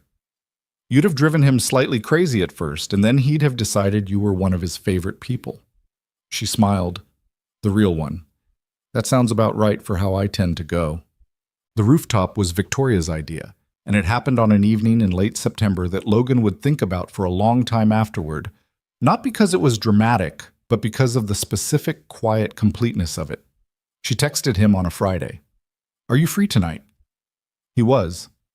Mrs. Patterson had Maya for the weekend, a standing arrangement for the first weekend of each month that Maya had decided was fine, as long as she got to take her stuffed animals and have the special breakfast Mrs. Patterson made on Saturday mornings that was better than anything Logan produced. Yes, he texted back. What did you have in mind? Her response? The rooftop bar where everything started. I want to go back. He understood immediately. Not sentimentality. Victoria wasn't sentimental in the conventional sense, but she was precise about meaning, and this had meaning. A year ago on a rainy night in October, they had both been at that bar, on opposite sides of the industry event that it was, and everything had started there even though neither of them had been looking for a start. He picked her up at 7. She was wearing something different from her usual professional armor, darker, simpler, the kind of thing a person wore when they weren't going somewhere to be seen. Her hair was down. He'd gotten used to that. She'd gotten used to letting him. The bar was on the roof of a building on the river, and on a clear September Friday evening in Chicago, the city from that height was the version of itself it got to be without anyone planning it, honest and lit and enormous, the lake visible in the distance as a darker darkness against the sky, the bridges, the river catching reflections. It was not raining this time. The air had the cool clarity of early autumn, that specific quality of a city that had survived another summer and was now getting into the good weather. They got a table by the railing, outside, away from the main crowd, ordered drinks, sat with the city around them. I was sitting down there, Victoria said, looking at the street below. On the curb. I know, I almost walked past. She looked at him. Why didn't you? You made a sound, he said, and I knew what it was. She was quiet. It was the sound of something that had been held in for too long, letting a little bit out, he said. I knew it because I'd made it myself, and I couldn't walk past someone making that sound. I didn't want you to see me like that, she said. I know. She looked at the street below. I was so embarrassed, not just because of the crying and the broken shoe and all of it, but because you of all people, she shook her head. You were the last person I would have chosen. I know that too. And you turned out to be the right one. She said it without irony, just fact. That's the part I've been thinking about. How I spent 3 years deciding exactly what you were, and I was wrong in every way that mattered. You weren't entirely wrong, he said. I was competitive. I was trying to outmaneuver you professionally. So was I. A pause. But that was the surface. Underneath, she looked at him. Underneath, we were the same kind of person. And I think I knew it, some part of me, and that's why I worked so hard to maintain the rivalry. Because if I admitted we were the same kind of person, I'd have to admit I didn't actually dislike you. And what would that have meant? She smiled, small and honest. It It would have meant I had a lot of feelings I wasn't prepared to have. He looked at her in the early evening light, the city behind her, her hair down, a glass in her hand, looking back at him without any of the architecture she'd spent years building. He thought about October and February and June and every phone call in between. About the way she'd taken his hand in the hospital waiting room, deliberate, like a choice. About the kitchen counter and the taco dinner and her mother's garden and the way Margaret Kane had held his hand a moment too long, measuring something. He thought about what it meant that the hardest, most difficult, most inconvenient person in his professional life had turned out to be the one who understood him best. "I have something to say to you," he said. She waited. She was good at waiting now. "I've been in love with you for about 8 months," he said. "I know I told you in the hospital, and I know we've been—" He searched for the right word. "Finding our feet," she offered. "Finding our feet, yes." He looked at her. "But I want to say it clearly and without anything else attached to it. Not in a crisis, not when something's happening, just because it's true and you should hear it plainly." He paused. "I love you. The whole version of you. The one who runs a company, and the one who calls her brother every day, and the one who can't stop working, and the one who steals my coffee, and the one who had no idea what to do with 45 free minutes. All of it." She looked at him for a long moment. The city did its thing behind her. The lake was dark and vast in the distance. "I've been practicing saying it," she said. He raised an eyebrow. "I know, it's ridiculous." She looked slightly embarrassed, which on Victoria was a rare and entirely human thing. "I've been saying it to myself in the car, to practice, because I knew I wanted to say it to you properly, and when I feel things strongly, I tend to either not say them at all or say them badly, and I didn't want to do either." "How's the practicing going?" "The practicing is fine. It's the actual saying it that's the problem." She took a breath. Not dramatic, just necessary. "I love you." "That part's easy, actually. I've known it for a while." She paused. "The part I've been practicing is this. I love you, and I'm not scared of it anymore. Or I am, a little, but the scared part is just—" She looked for the word. "Background noise now. It doesn't run the show." He looked at her. "Background noise." "You're the foreground," she said. "You and Ethan and your ridiculous daughter and the work we're doing, and—" She gestured at the city, at the space around them. This is the foreground." He reached across the table and took her hand. She let him. She'd been letting him for months now, and it still had a quality of deliberateness to it. A choice, each time, not a habit. He thought he'd probably always loved that about her. "The croissant lady," he said. She laughed. "The real one. The full one.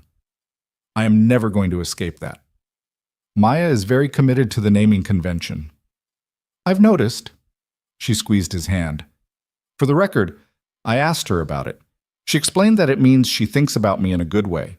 She said she only names people she likes." "She's right." "I know." Her voice went softer. She stopped, started again. "She's very much her father's daughter. She pays attention to the things that matter, and she's honest about what she thinks, and she doesn't make you feel like a project." She looked at him. "You raised that. She didn't come with those things pre-installed." "She came with most of them," Logan said.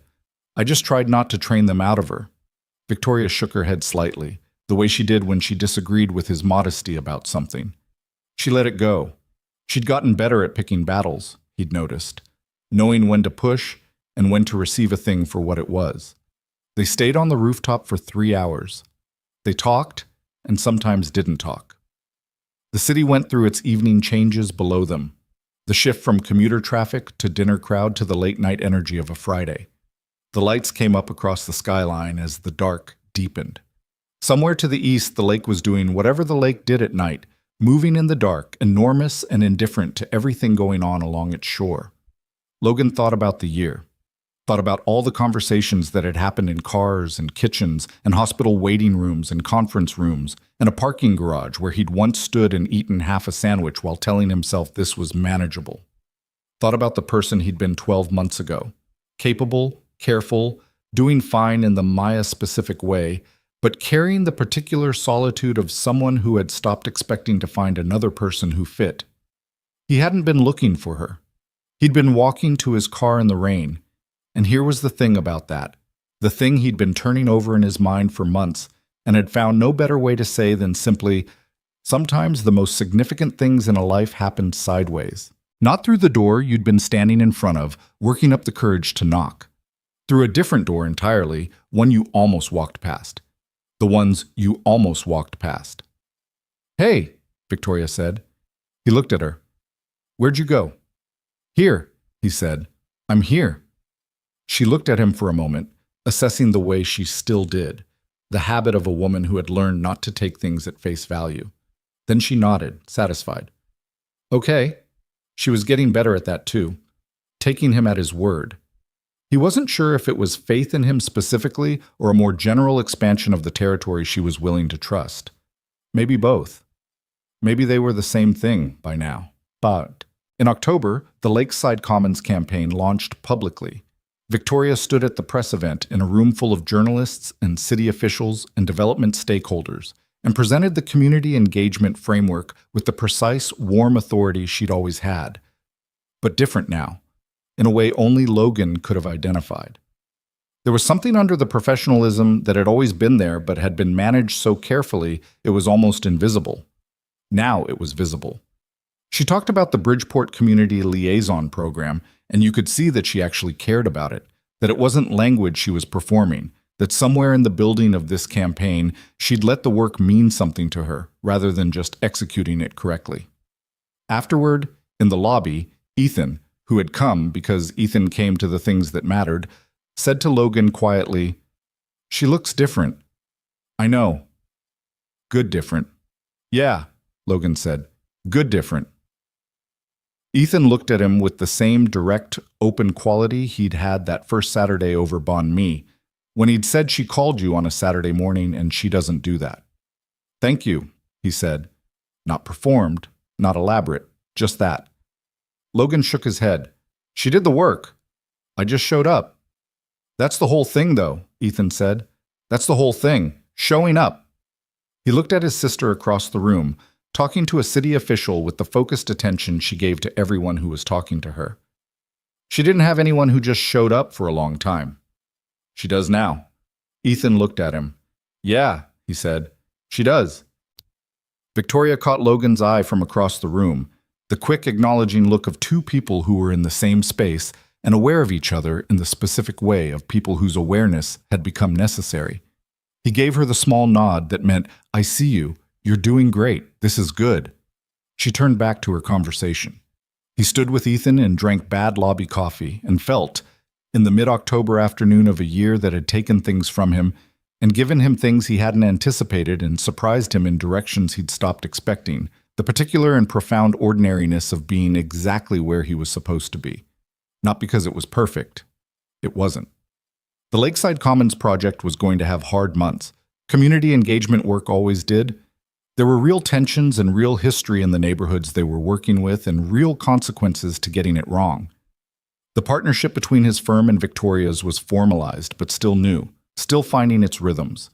Ethan's shoulder was healing, but the recovery was slow and frustrating in the way recoveries were. Their mother would have bad days and good days in no predictable order, and that would always be part of the territory. Maya was 8 now and had opinions about everything, including opinions about her parents' adult lives that were delivered with 7-year-old certainty and occasional spectacular incorrectness. Victoria was still learning how to stop, and Logan was still learning how to let someone carry things with him rather than doing it all himself, and they were both imperfect at it in different ways. None of it was clean, all of it was real. That was the thing he'd stopped being afraid of, the realness of it. The way real things had weight and edges and required ongoing attention. The way you couldn't build something that mattered and then stop paying attention to it and expect it to hold. The way loving people, actually loving them, meant showing up on the bad days and the boring days and the days when nothing was resolved, not just the days when things were clear. He'd known this theoretically, the way you knew things before you'd actually lived them. He knew it differently now. But on a Sunday in late October, almost exactly a year after the rain, Logan and Victoria took Maya to Navy Pier. It had been Maya's request, lodged with the persistence of a child who had learned that the right strategy was not to ask once loudly, but to mention a thing with regularity until it became the obvious next step. She wanted the Ferris wheel. She'd wanted it since Victoria had mentioned once over dinner that her mother used to take her and Ethan there. Maya had looked at Victoria with the solemn understanding of a child who had grasped the weight of a thing. "We should go," she'd said simply, not as a request, as a statement of what should happen. And so they went. The lake was doing its autumn version, dark and choppy, the wind off the water cold enough to mean business, the pier less crowded than it was in summer but still alive. The particular community of people who came to the waterfront in October because they wanted the specific view and the specific air and were willing to be cold for it. Maya wore the heaviest coat she owned and still complained about the cold for approximately 6 minutes before becoming completely absorbed in the environment, which was how she handled most things that were initially inconvenient. She led them toward the Ferris wheel with the purposeful navigation of a small person who had a destination. They got in the gondola, Victoria and Logan on one side, Maya on the other, her face already turned toward the window before they'd even started moving. The wheel lifted them slow and enormous over the city, over the lake, into the October sky. "You can see everything," Maya said, pressed to the glass. "Almost everything," Victoria said. Maya turned to look at her.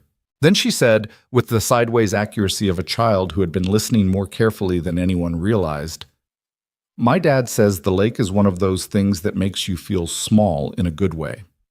Victoria looked at Logan. He looked back. "He's right," Victoria said. "He usually is," Maya said, turning back to the window. "Don't tell him I said that." Logan felt the laugh before it came out. Real and unguarded. The kind that caught you off guard, and you couldn't manage back down. Victoria was already smiling beside him, the real one, and she shook her head slightly, and he took her hand the way he did now, naturally, without announcement, because it was just where his hand went, and she held it without looking away from the window. Below them, the city spread out in every direction. The lake moved in the way it always moved, indifferent and enormous, doing what it had been doing since long before any of them, and would keep doing long after. The pier was below them, the bridges, the river, the buildings going up, and the ones that had been there forever. All of Chicago, in the particular October light that was almost gold, almost the end of something, almost the beginning.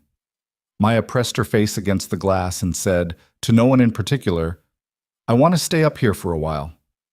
"We can do that," Logan said. "Good." She settled back, then, with the easy certainty of a child who sees things clearly, "This is my favorite day." The wheel kept turning.